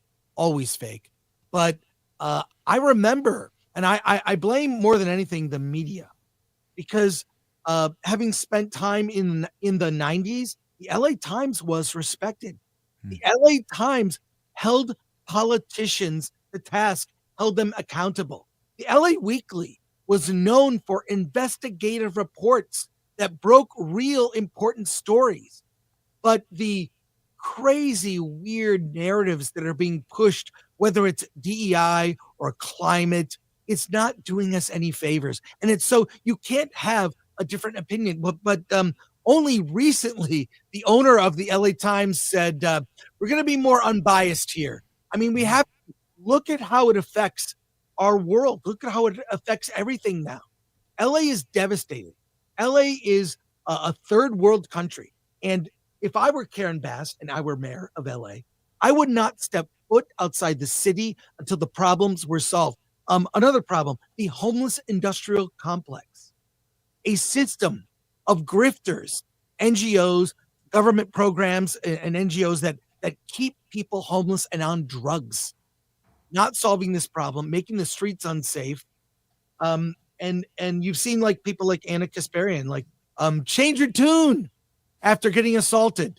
Yes. And it's sad that it has to come to that. But I've seen the city I love descend into madness. And this is just the most recent result. I mean, look, I drive through it. I live in Pasadena, which is, this will only mean something to locals. Pasadena is like the Orange County of LA County. It's very based. Orange County is much more conservative. So is Pasadena, but it's very it's working class, it's rich people. It's a great mix, right? I love my city of Pasadena, but I'm on the edge of this madness. Driving through downtown LA, the graffiti alone, that it's the what do they call that? The broken Broken windows. Yep. Yeah, broken windows. Once it's the decline, and there's only one useful piece of graffiti down the 110 freeway. You can see it every time I drive into downtown LA. It says LA is not a safe city. That's all it says. Very useful. But how Karen Bass could sit there and leave the city she was elected to manage and not fix one problem, not one, and go off on some, she's a climber. I've seen them. I see them in entertainment. I call them climbers. They're people that what they do, it's all about how I look. It's all about perception. It's all fake. And these climbers cannot be tolerated anymore. I mean, Trump, whatever you think of him, I think some people watching your show probably like him. He broke it. He broke the system. The media has been exposed, and more people need to wake up. Yes. More people need to wake up to this. People in your industry kept casting him in Home Alone 2 and The Little Rascals. Right. Yeah. Hated Trump so much, then why does he have his own Fresh Prince of Bel-Air episode? Right. Well, I don't know if you probably didn't see the movie Wicked, but I said right off the bat that Elphaba, the witch, was vilified by the wizard. I said, Elphaba is Trump. Elphaba is Trump. If you go watch Wicked, I mean, I don't know, I like The Wizard of Oz, like a lot of different movies, but the way the wizard vilified the wicked witch, that's what the media did to Trump. People can't get it out of their minds. They can't watch a Trump. They don't understand his humor. And I think he's a guy, he's results oriented. When you look at his, whatever you think, he's the building contractor that may be an a-hole, but the job gets done. Okay. So we have the post here. Here you go. Elphaba is Trump. The wizard is Biden. Yeah. We also have your. I think our producers found your graffiti. Actually, I'm not sure. Let's go ahead and see. Let's go. Let's. That's it. LA is not safe. Yeah. LA is not safe. Look at that. That is wow. That was from a while ago. It's disgusting to see this city. I mean, look, in the 90s, I'm a little older than you. I had kids in the 90s, and I thought, I'm not raising them in LA, not just because of the city itself, but there's a prevailing attitude. I see the worst parenting in the world happens in this city. They call it free range parenting. They let the kids do whatever they want. As you know, a recipe for disaster, Yes. So I moved up into, this is not the first time I've had to deal with fires. I lived in the La Crescenta, La Cañada area. In 2009, there were fires there, and no one reported on it. And I think I had a Moto Q or a Moto Razor at the time, was taking these little videos, posting on Twitter saying, hey, there are fires up here. It wasn't on the local news. It wasn't in the LA Times. Finally, they picked up my videos saying, hey, this is what's going on. It was horrible. Now, we got lucky in that 2009 fire, even though firefighters lost their lives. We got lucky because the winds were not bad. But the firefighters, they were so brave. Saw a group of them at Chipotle, covered in their faces black from ash, just sitting there tired, eating tacos, and just could not be more grateful for their work and sacrifice. But we got lucky there. This is horrifying. And you see all the bad decisions that led up to this. You could do one of those, you could cut 100 videos of that Curb Your Enthusiasm, with the cut to the director credit, and you hear that music, with bad decisions. You see it. There's that clip of Trump riding Newsom. And I feel like, they're so obstructionist to, even when Trump has good ideas, which is often, he's got some good ideas, but those are tough decisions. Might not be popular, but we need leaders that don't care about being liked. I don't think Trump cares about being liked, but these leaders care more about their popularity and their perception than getting things done. And enough is enough. Enough. I still think that even in spite of this horrible disaster and so many people suffering, I don't know if people will wake from this TDS or wake to, hey, our current leaders are incompetent. Okay, it's going to take more than Adam Carolla or Zachary Levi, among others, to speak out. It'll take some people on the left to say, I mean, Justine Bateman had a great, I don't know if you follow her. I love her. She's my spirit animal. You should have her on your show. She called it out. You know, she's very based. Justine Basteman, I think my nickname for her. But yeah, really, it's going to take more people to say enough is enough. And if people aren't resigning, if they are not resigning in disgrace and handing it over to people who want to do the job, how about people that want to stay in the city they were elected to lead? Where is that? Where is that energy? You know, I mean, look, this is the Hollywood Hills. I mean, yeah. like, will it take the Hollywood sign burning down? Will it take like a nerdrotic cover image, like a critical drinker, like cover image? Like, will it take like the actual meme happening? Does the Hollywood sign need to actually burn down? This is a real photo from a helicopter last night, and is Hollywood on fire? Sunset Boulevard was on fire last night. Like, is this enough? At some point, it's like a sign from God, right? Like, change your ways. Like, yeah. Is it, or is the TDS so strong that this won't wake up Hollywood?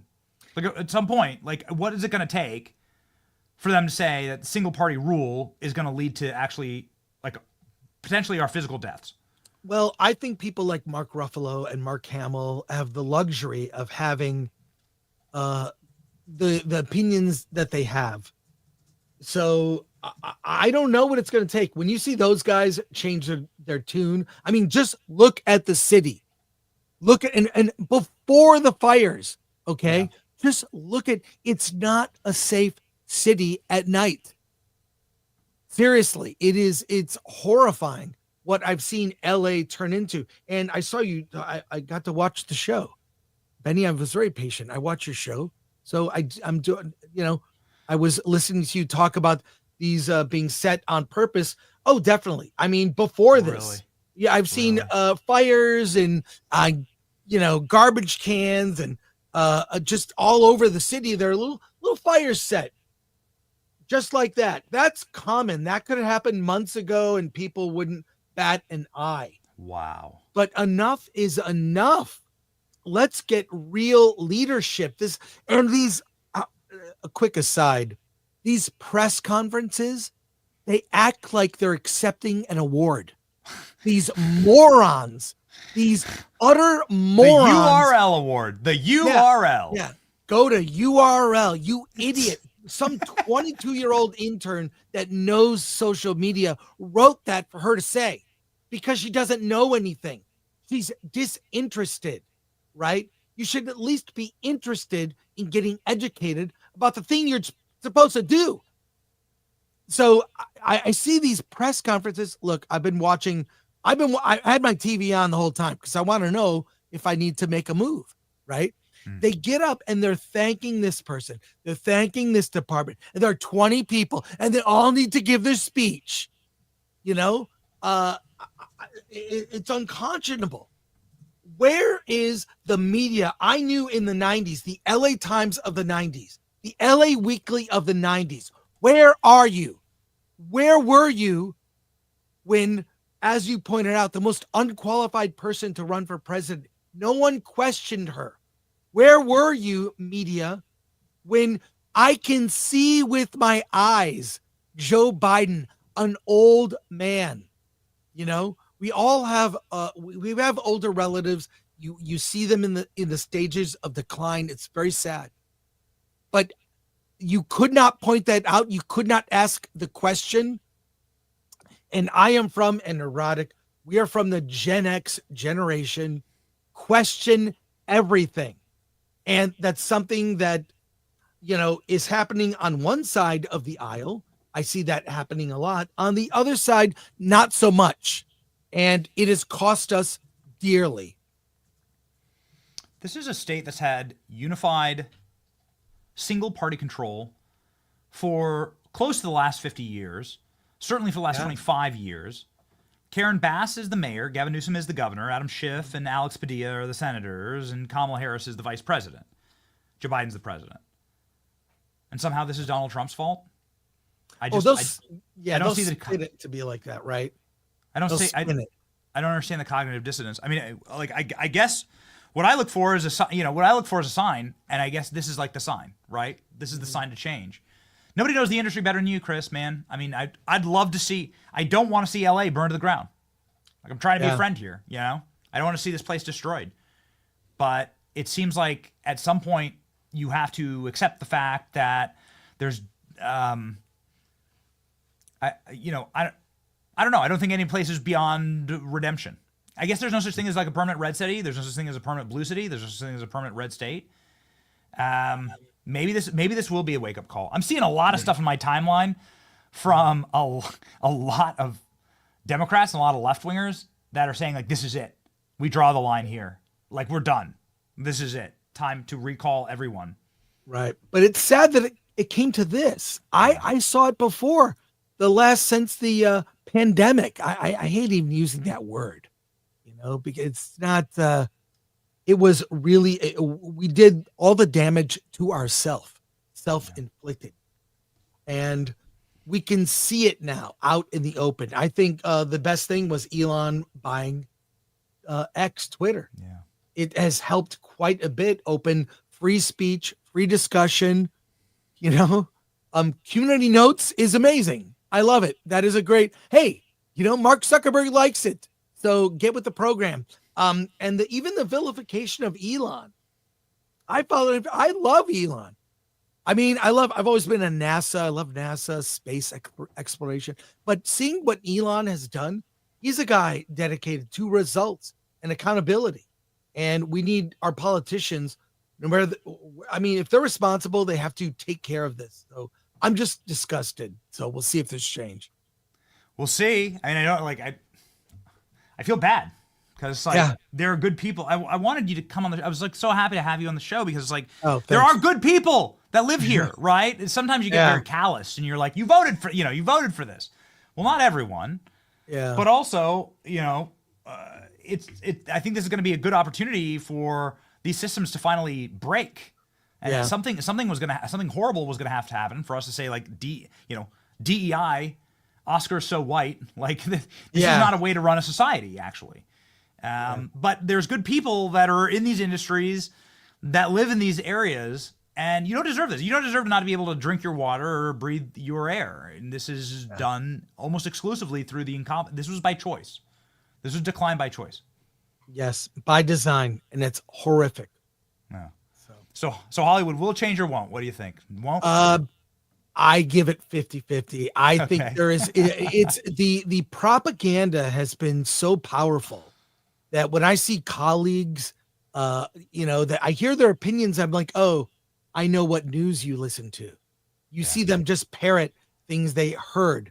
They're not well informed.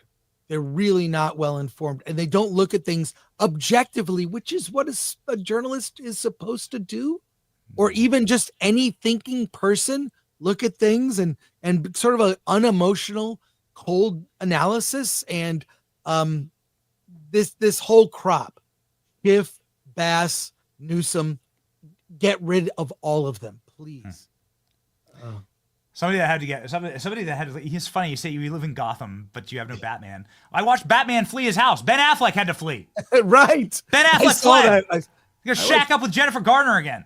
I like Ben Affleck. I feel bad for, I saw the James Woods breaking down in tears over his granddaughter. I mean, horrifying stuff, and I don't know. I'm hopeful. I'm a glass half full guy, but I still see it as 50-50 chance this will wake up LA or Californians in general. Well, hopefully a glass not half full of the poisoned water that's currently at your house. Yeah, I can't drink my Pasadena water now. It's horrific. I mean, you shouldn't be. No American should have to live like this, right? Like this is just like what happened in Lahaina. Like it's just gross government incompetence, and it has a horrible effect. And no one should. I hope it's a wake up call. I really do. I hope it's a wake up call. California is a crown jewel. It's arguably the most beautifully and naturally gifted state in the entire country. It is a crown jewel of beauty, and it is really makes me sad to see it run like this. Yeah. Chris, please shout out where everyone can find your work. Everybody knows that I'm massive fans of this cultural ecosystem. With the work that Chris does with some of his colleagues and allies inside of nerddom is really important, and it actually sets the groundwork for what happens on a political basis in the country. And so culture comes first. And so that's why the work of Chris, you can follow him here on X. He's got 200,000 followers and subscribers on X. Film Threat is right here. This is also the account. But where else, Chris? What am I missing? That's it. Follow Film Threat. Follow me, that Chris Gore. And even in the interests of the culture, we do an event every year called Award This, which is the only award show. You can click on that. Only award show you can buy a ticket to. We award all kinds of movies on both sides of the political spectrum. By the way, we gave an award. Best documentary was won by a film called The Boys in Red Hats, which was about the Covington kids. I don't know if you've seen that documentary, but it's an award show. We are trying to change the culture by actually, we are awarding movies of all types. Independent film is my focus. And I just like calling out Hollywood BS. I've been doing that, God, since I started Film Threat as a teenager in 1985. It was a zine. You don't even know what that is. It's like a zine is like the internet, but printed on really thin slices of wood. They call them magazines. And that's what Film Threat was in the 80s and 90s. So, but we're a website and a YouTube channel. And I'm on YouTube 3 times a week. So watch us on YouTube. And Benny, I watch you and I appreciate your no BS approach. And you're a shining example of questioning everything. So thank you for your work. Chris Gore, ladies and gentlemen, please be safe with your family. And geez, man, if you're evacuating today, my prayers for you, man. Godspeed. Thank you very much, Benny. Appreciate it.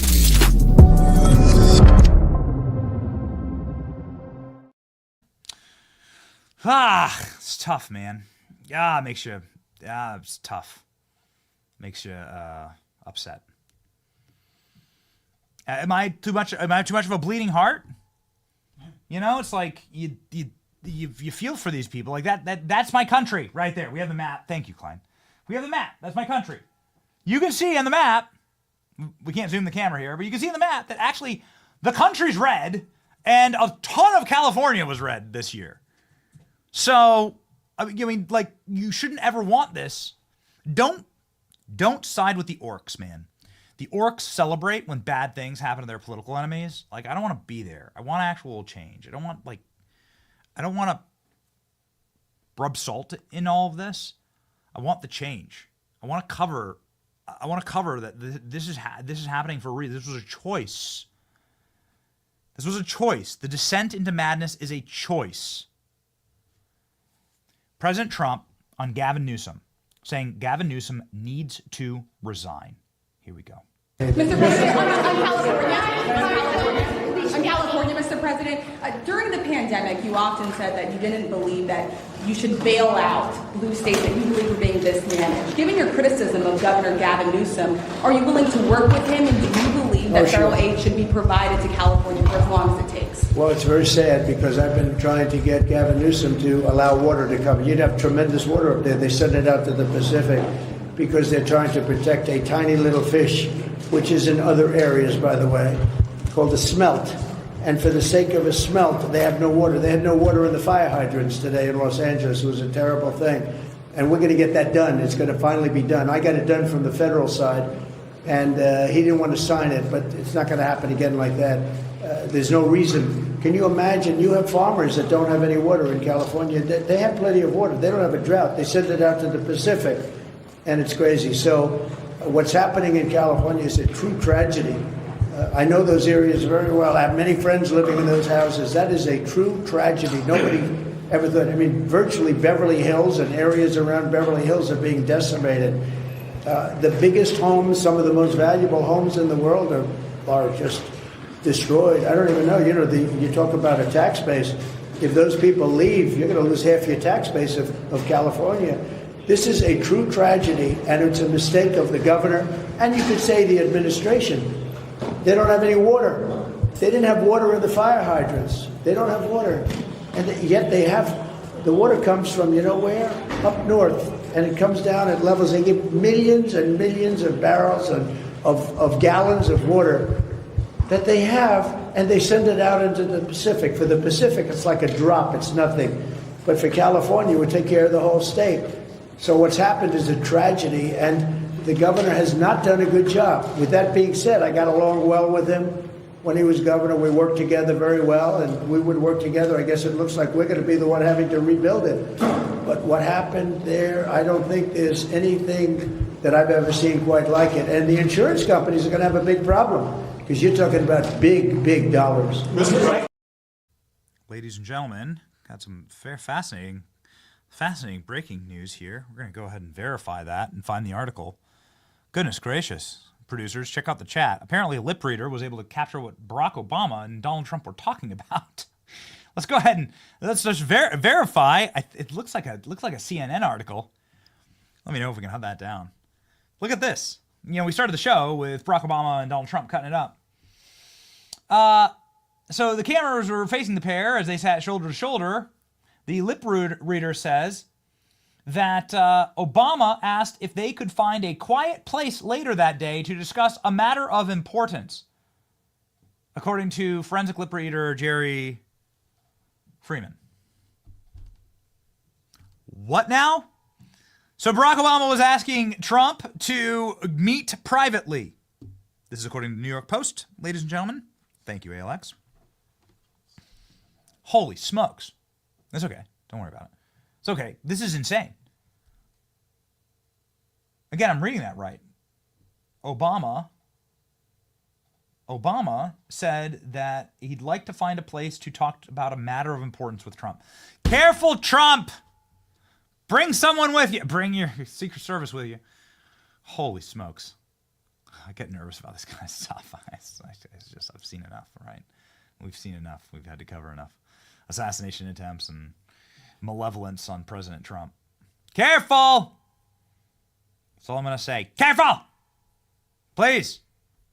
Bring Tom Homan with you. Bring somebody who's bring somebody who's physically strong with you that can ensure your safety. Yeah, make sure the Secret Service is with you at all times, and make sure that there's somebody very smart listening in. In fact, why don't you take him up on that and say, yeah, but General Flynn has to join me. You have to bring General Flynn. General Flynn's going to just listen in on our conversation. Goodness gracious. All right, well, that'll be interesting, ladies and gentlemen. We are looking forward to a fresh start. We are 11 days away from a President Trump. Well, of course, we already have a President Trump, but like the active Trump presidency 2.0. So we are very excited about that. Fresh starts are what we're looking for this time of year. From eating better to losing weight, we all have some bad habits that we want to stop. You can give your finances a huge fresh start this year, ladies and gentlemen. You can get out of debt. That's a good start. This is actually how you progress into the American dream. The first step is to contact PDS Debt for personalized debt solution. If you're making payments every single month on your debt and your balances aren't going down, PDS has solutions for you. Everybody with $10,000 or more in eligible debt qualifies, and there's no minimum credit score required. Bad and fair debt are accepted. You could save money by paying off your debt in a fraction of a time.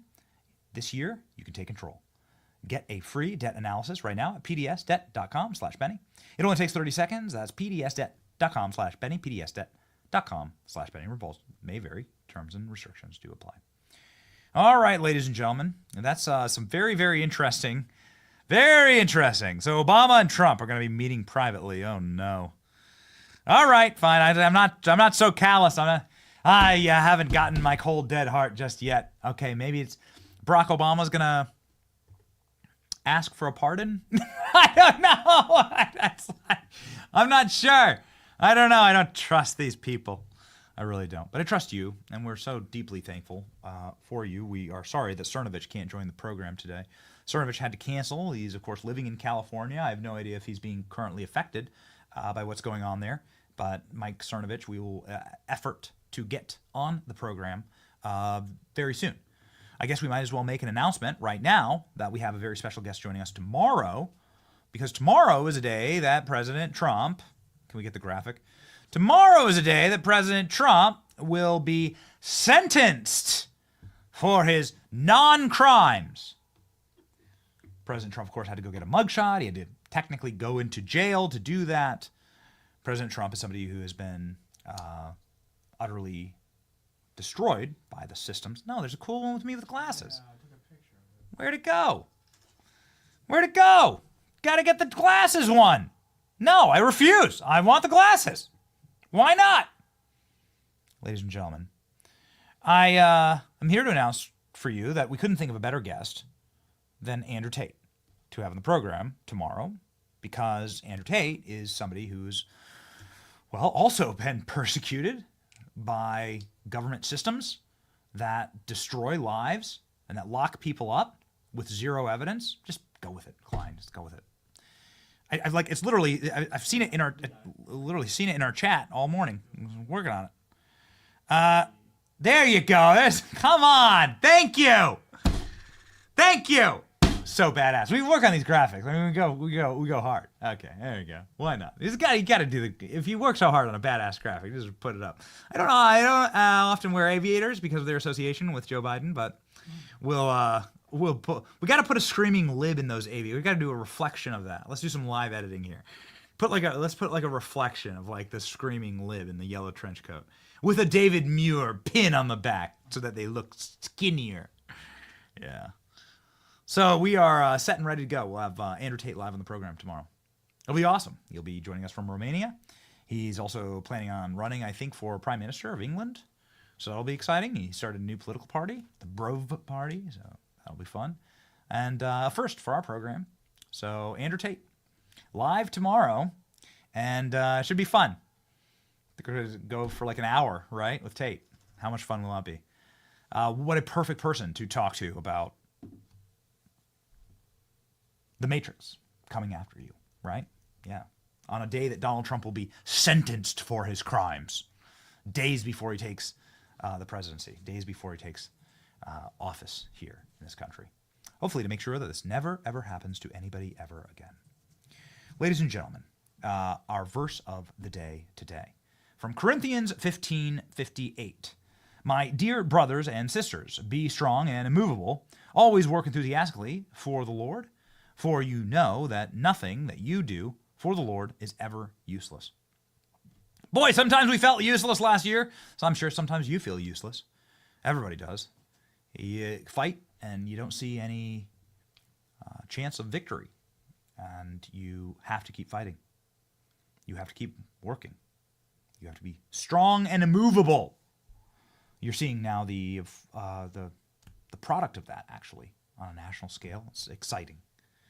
And you're seeing the product of God's providence. And so while we certainly don't claim to be, theological experts, we can read the Bible just like anyone else. And it's nice, actually, get a chance to read and get encouragement every single day. And this is the encouragement that we have, ladies and gentlemen. Strong and immovable, and that nothing that we work for is ever useless, as long as we are working for the Lord. Ladies and gentlemen, we are excited to tell you that we are the fastest single growing news stream in the world. We endeavor to always deliver for you, to entertain, and then to also give you a pep in your step as you go about this day in this world, knowing that you have us fighting with you, fighting alongside of you, and that you can't defeat an army of happy warriors. And that certainly is what we are at this program. It's your boy Benny. We'll see you tomorrow with Andrew Tate. Should be fun. See ya.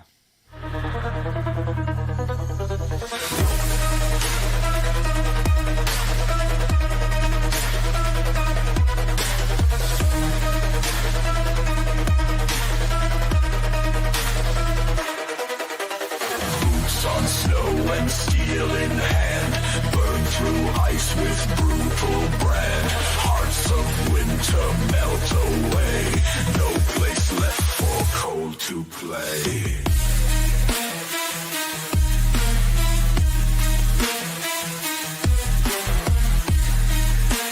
I have 6 grandchildren, and I'm crazy about them.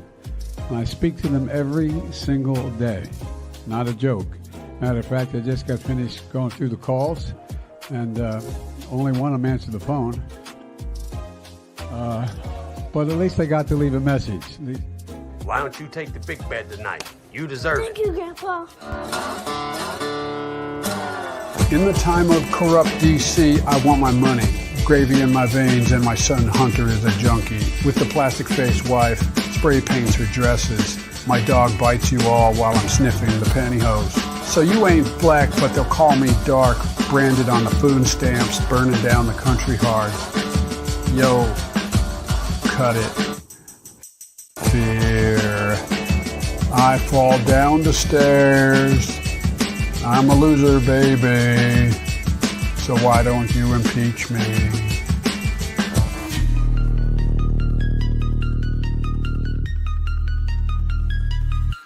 Flames rise high in the California night. Governor Gavin with a plan so bright. With a can of gasoline, he makes his way. Everybody wonders, will it save the day?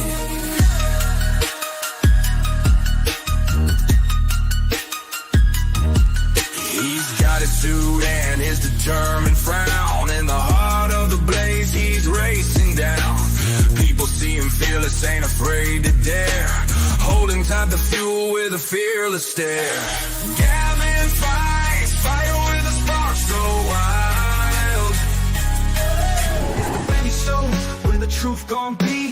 Faith and freedom on your TV screen. Stand up strong, battle through the night. The Benny Show's here, bringing liberty to light. From the speeches to debates, Benny sharp like a blade. Cutting through the lies, watch the truth cascade. With the warrior's heart, this man never fades. You know it's prime time when Benny invades. From saving the nation to stories untold, the Benny Show's a storm, see the truth unfold. Stay in the loop, let freedom take hold. Salting all the libs, soul never sold. It's the Benny Show, where the truth gon' be. Faith and freedom on your TV screen. Stand up strong, battle through the night. The Benny Show's here, bringing liberty to light. Liberty to light. Bringing liberty to light. Liberty to light. Bringing liberty to light. From the speeches to debates, Benny sharp like a blade. Cutting through the lies, watch the truth cascade. With the warrior's heart, this man never fades. You know it's prime time when Benny invades. From saving the nation to stories untold, the Benny Show's a storm, see the truth unfold. Stay in the loop, let freedom take hold. Salting all the libs, soul never sold. It's the Benny Show, where the truth gon' be. Faith and freedom on your TV screen. Stand up strong, battle through the night. The Benny Show's here, bringing liberty to light. Bringing liberty to light. Bringing liberty to light. Bringing liberty to light. Bringing liberty to light.